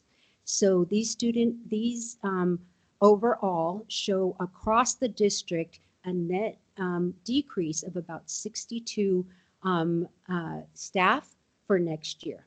And some of those, I mean, I think you've heard from one person already this evening, but it's mainly folks, as we looked at the districts, we're really just right sizing them to fit the student count that we have. And we'll continue to look at this on a case by case basis. Okay, so didn't realize. So there's other things also that I want to point out to you. There's no increase to medical insurance. We've spoken to you about the medical insurance, how we were looking at a 20% increase with Cigna, which was absolutely unacceptable to us given the numbers that we had to deal with. We came back and we put together a plan for our staff that we're very excited about, and we have now rolled out. Last year we had 824 employees enrolled in the insurance plan, 800 enrolled in the plan for next year. I should say this year 824 were enrolled. Next year it's 800. So given that we're losing 62 positions, we actually have a little bit of an uptick. Because most of the premiums are going down for employees, coverage is improving. The out-of-pocket cost for employees is tracked as well. And this doesn't include the premiums they pay. It's the copays and the prescription costs that they pay was over $1 million for our employees last year. Next year, we're projecting that number to come down to 500,000. So that's where the real benefit of the plan that we put together is they'll be paying less in copays and less in prescriptions. So we are looking to that. There's no increase to para, so that is assumed in here. There is a decrease of 42 FTEs to the general fund alone. The others are in grants. I reported 62 total across the district. 42 are coming from general fund. The others are coming from grants that are ending or expiring. It includes adjustments reported to totals for accounting adjustments. That's just an internal thing. And then we decreased non-payroll expenditures of 3.46 million. Our charge this year was really look at the students we have. When we had ESSER money, we were able to expand services quite a bit. You know, an extra 10 million a year goes a long way, especially when you know how to use the money wisely. But when that money goes away, then you've got to make some tough decisions and look at the kids that are actually in classrooms being taught in our district. And our kids face social barriers that many kids don't face across the city. And, you know, we try to solve as many of those as possible for our kids, but with the money we have, we can't. So first and foremost, the first thing that was discontinued, not the first thing that was discontinued, this was with much debate, but one of the things that was discontinued was before and after school programming, which was about 3 million. And while we know that was a super nice thing to have, but those aren't the kids that are in our classrooms for our district. And so we really focused on that and had to make some hard decisions and ask ourselves some very tough questions. And this solves, you know, something for our families. There's no question. It's just something we could not continue to afford. Decreased supplies and equipment, 1.6 million, almost 1.7. And then offset, we had some additional expenditures that we had to put into the budget. D2 Promise is an increase, right? We are taking that over. We believe our students deserve to go to college and have the opportunity to start their college careers and get into careers that will sustain them and their families.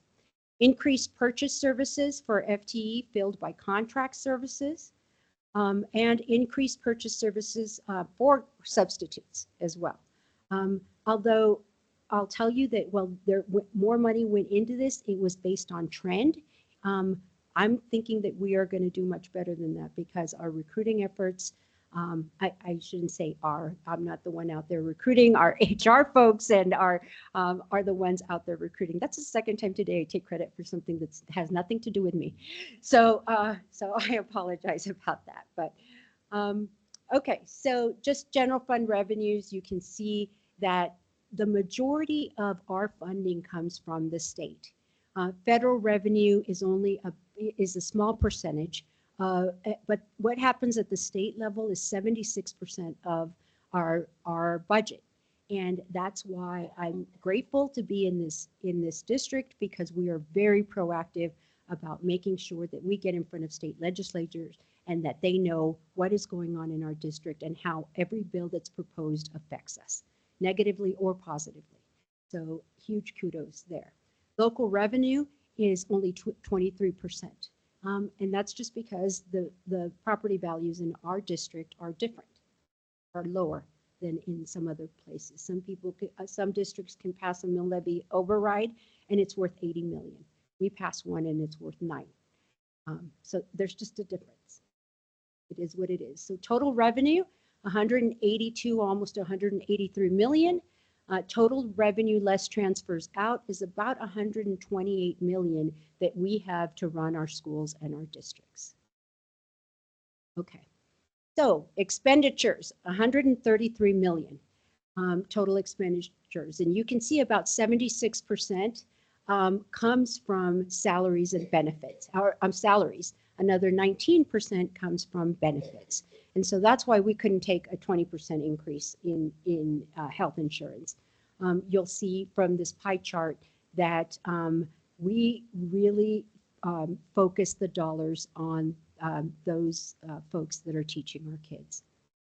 So total salaries and benefits, 76%, almost 77%. Okay, so on this slide in particular, I want to hit the right. I'm up there. So this talks about the local revenues that come in, which is about 42.4 million, and that is in this column right here. And then the state revenue is the lion's share of what comes in. And the state equalization is down, even though the amount per pupil is up, the total amount that's coming to us from the state is down because of the lower pupil count. So I want to make sure, and this is another reason why we fight so hard against student vouchers, because even, I mean, at $8,000 per pupil, if we lose 10 or 100 students, that's a lot of money for us to lose as a district, because we still need teachers to teach. You know, those, of course, the ones we lose aren't going to all be from one class. So you still need the teacher there to teach the remaining kids in the class. So school vouchers, that's how school vouchers in many states where they have passed end up disseminating public education. So overall, where total revenues is 182. I'm almost on your face, Joyce. 182 million right here, but with the transfers out is 128, and I just had that on the prior slide. Okay, and so here is the proposed budget. The salaries are about 76% of the total budget. Purchase services is here. This is the number I really want you to focus on, 4.6 million, right here, under the excess of revenue over or under expenditures. So we still have 4.6 million more expenses than we have income coming in. That's the mountain we still have to climb next year. Okay, so I am confident that we will be able to make a significant dent. If you know, after seeing what we did this year, I am confident we're going to make a significant dent in this number. But I want to call it out to you because no one called it out last year, where we were 10.6 million over in expenses than income. I want you to know that this budget is 4.6 million expenses more than income. But again, I have confidence in this team, and in this administration. And most of all, I have confidence in the principals. And with more information, armed with more information and more transparency on their financials, they're going to be able to do a great job. Okay. Insurance reserve, really this is just for premiums. For the only thing I want to call out on here is that insurance premiums and claims for property and liability, our fleet and our workman's comp has gone up significantly in the last 2 years.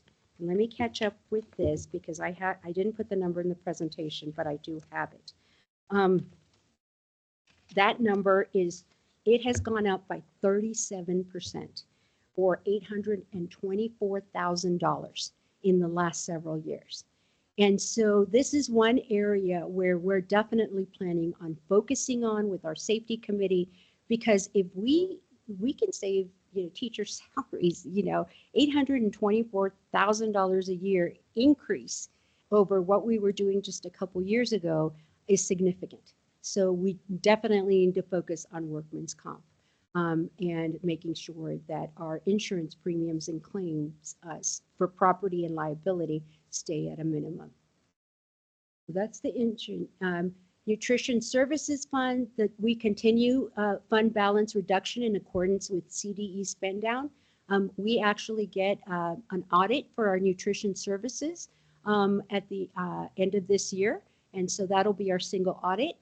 As all of you know, we get audited as a district, and then they pick one area, which is called the single audit, in order to audit.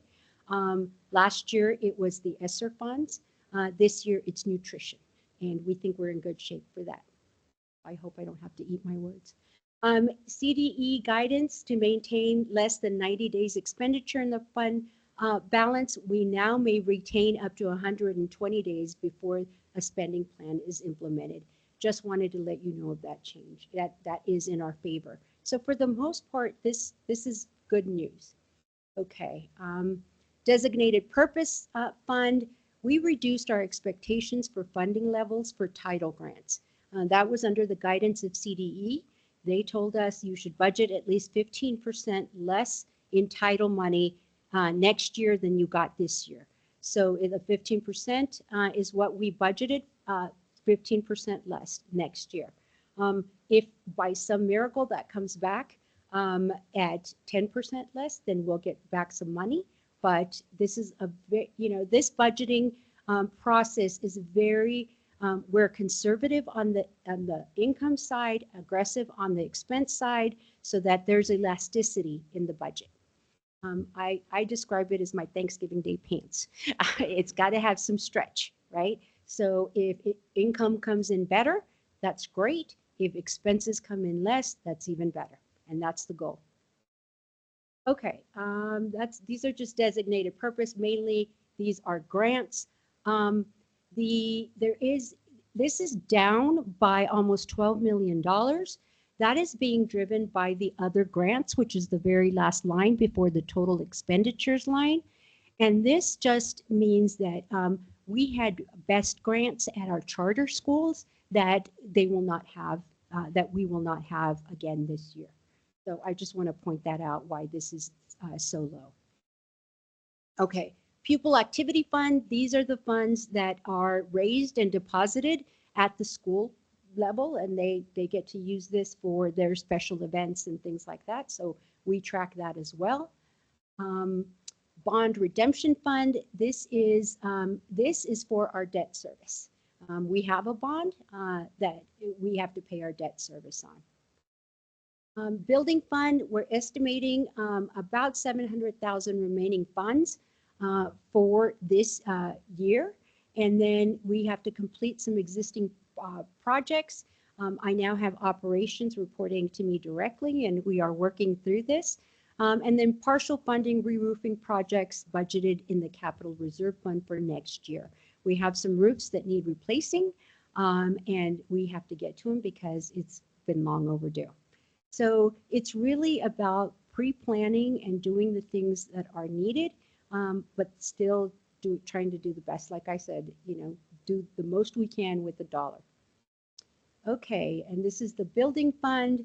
The capital reserve fund, I talked a little bit about this, but some planned expenditures for next year. We have 2 buses, 1 sped bus and 2 white fleet vehicles. We're gonna try to eke in maybe a vehicle for security. We have a security Barbie that asked me for that today.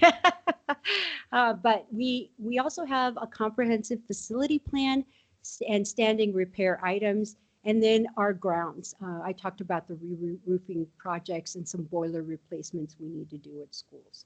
So, so that's our capital reserve fund. The land acquisition fund, this is to account for and report financial resources that are restricted, committed, or assigned to the expenditure of capital outlays. So that's in there as well. So next steps. Updates or changes if necessary as you review these. I'm ready to take any questions this evening, you know, as I've gone through this. So if there are any changes, we will post this to our website. And then the adoption of the budget, a vote will need to happen on June 5th from you, the board, and then monitoring and reviewing upcoming legislative items. At the time, like I said, that we were putting the budget together, not the budget session, the legislative session had not concluded. Like we came out relatively unscathed, in fact, much better than we thought. A lot of that had to do with advocacy, and we're planning to do more of that ahead of time. So we are very, very active in that. Impacts and results of the 24-25 financial audit, which we're going to be having.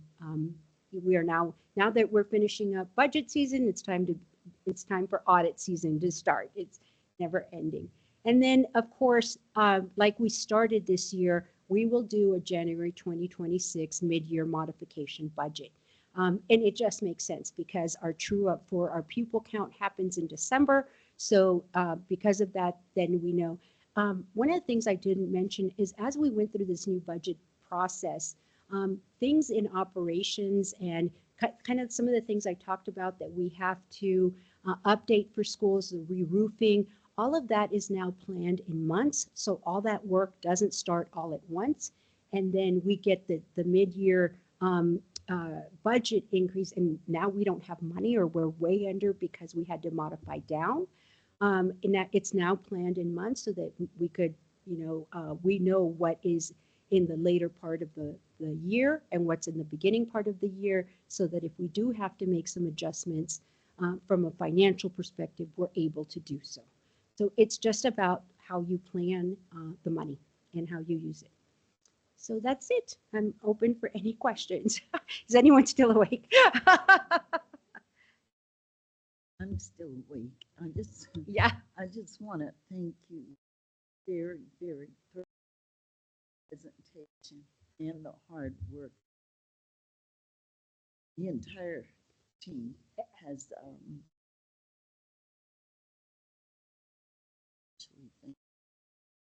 It was the district's work. I won't take credit for that. And I want to ditto that and to the administrators in the room, because I can imagine when tasked with that, we all had to tighten.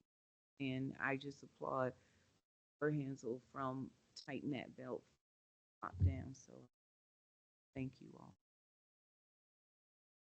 And I want to reassure the board that when we say tighten up school budgets, Ms. Loffer and I looked class by class at every school to make sure that class sizes are what they need for students to still learn.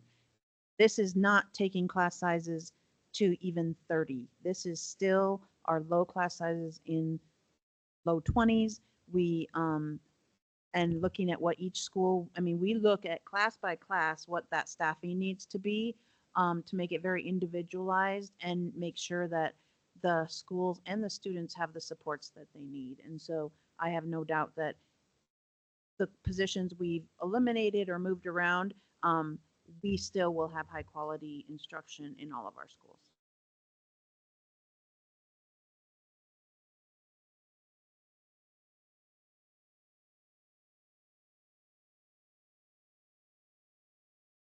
So I'm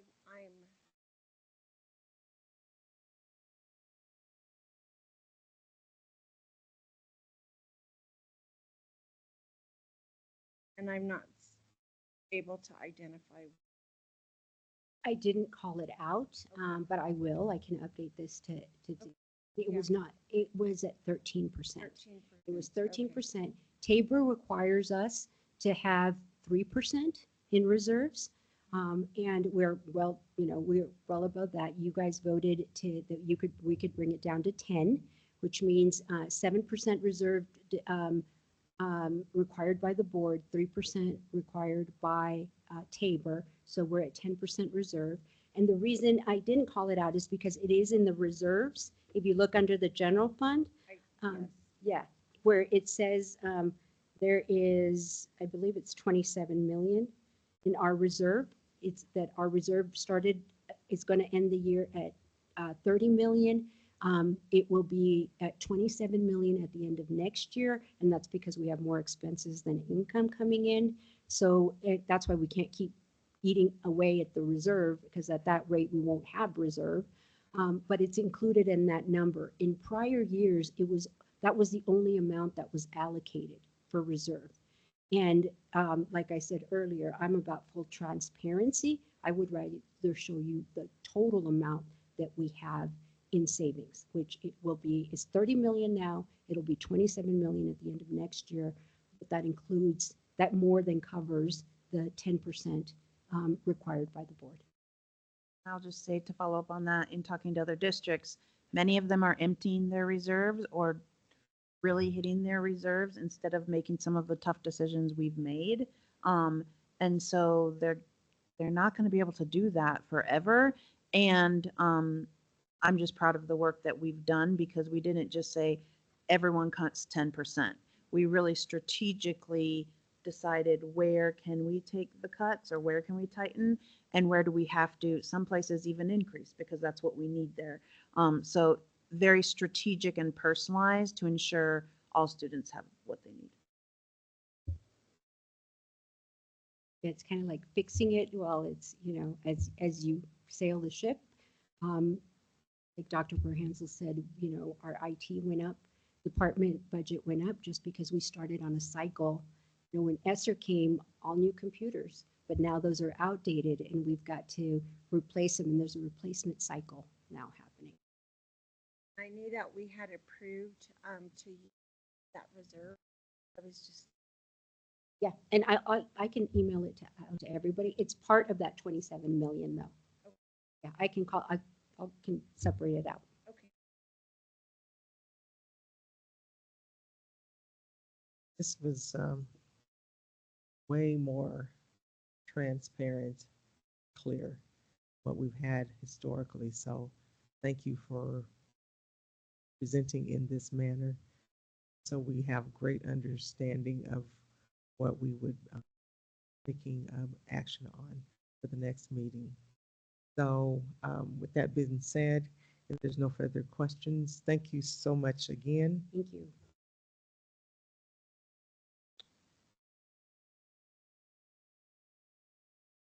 We are moving on to item 7. It is the board consent agenda. 7.1 is approval of minutes, work session April 3rd, 2025, special work session April 7th, 2025, and board meeting April 17th, 2025. Item 7.2, OE13, facilities monitoring report. Dr. Mike Claudio, Assistant Superintendent of Support Services. And item 7.3, OE2, Superintendent Emergency Succession Indicator Report, Dr. Wendy Berhansel. At this time, I just need a recommended motion, please. Madam President, I move to approve the board consent agenda items as stated.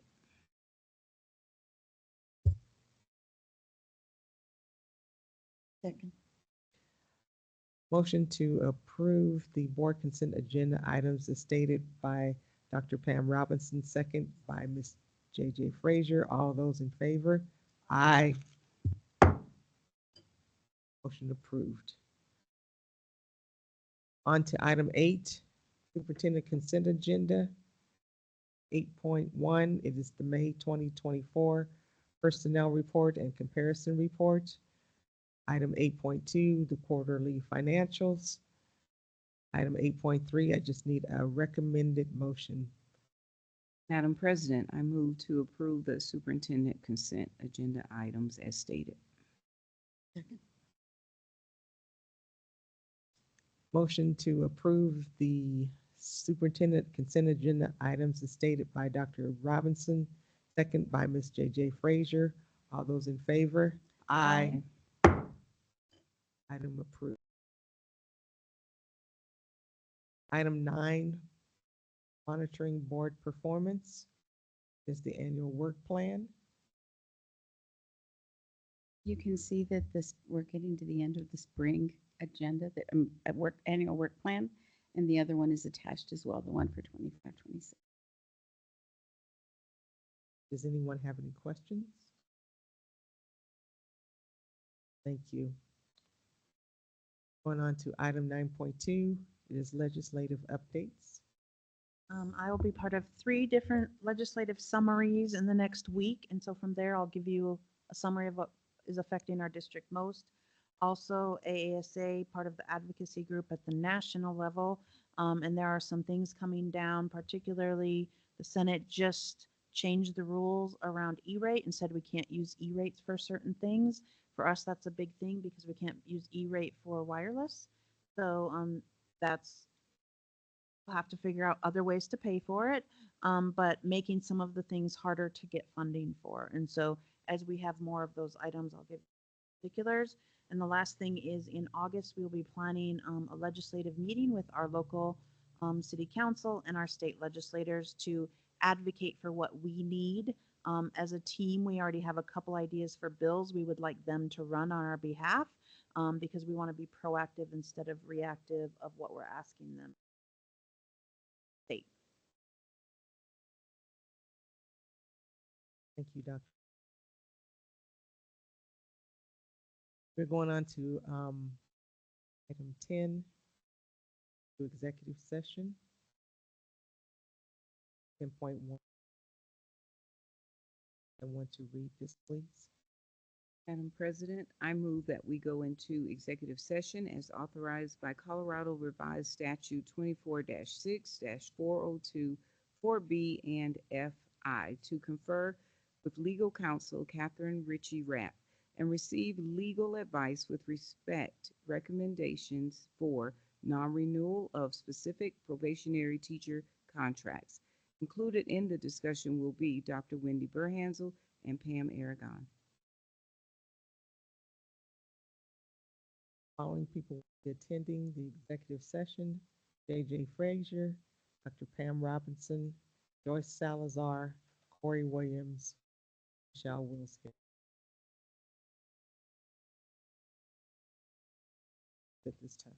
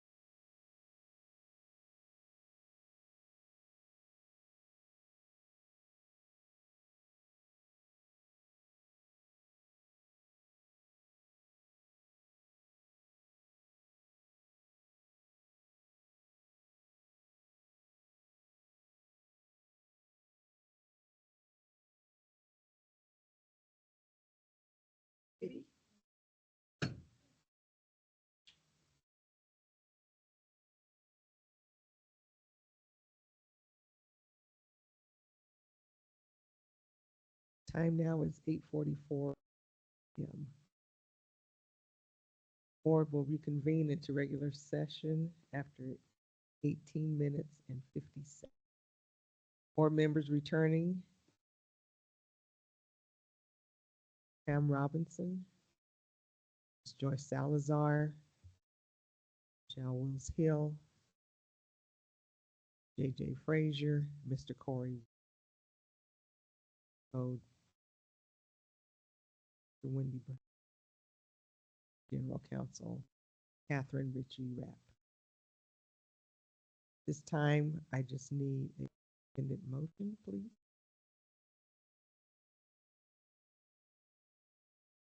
Madam President, I move to adjourn.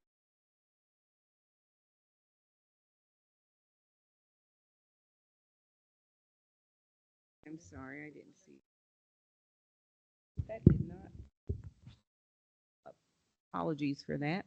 I move to accept the recommended decisions of the superintendent with respect to the non-renewal of specific probationary teacher contracts and the dismissal of specific non-probationary teacher contracts. Second. Motion to accept recommended decisions of the respect to the non-renewal of specific probationary teacher contracts and the dismissal of specific non-probationary teacher contracts by Dr. Pam Robinson, second by Ms. J.J. Frazier. All those in favor? Aye. Carried forth. We are now at item 11. I just need a recognition, please. This time, Madam President. I second. Motion to adjourn by Dr. Pam Robinson, second by Ms. Frazier. All those in favor? Aye. This meeting is adjourned.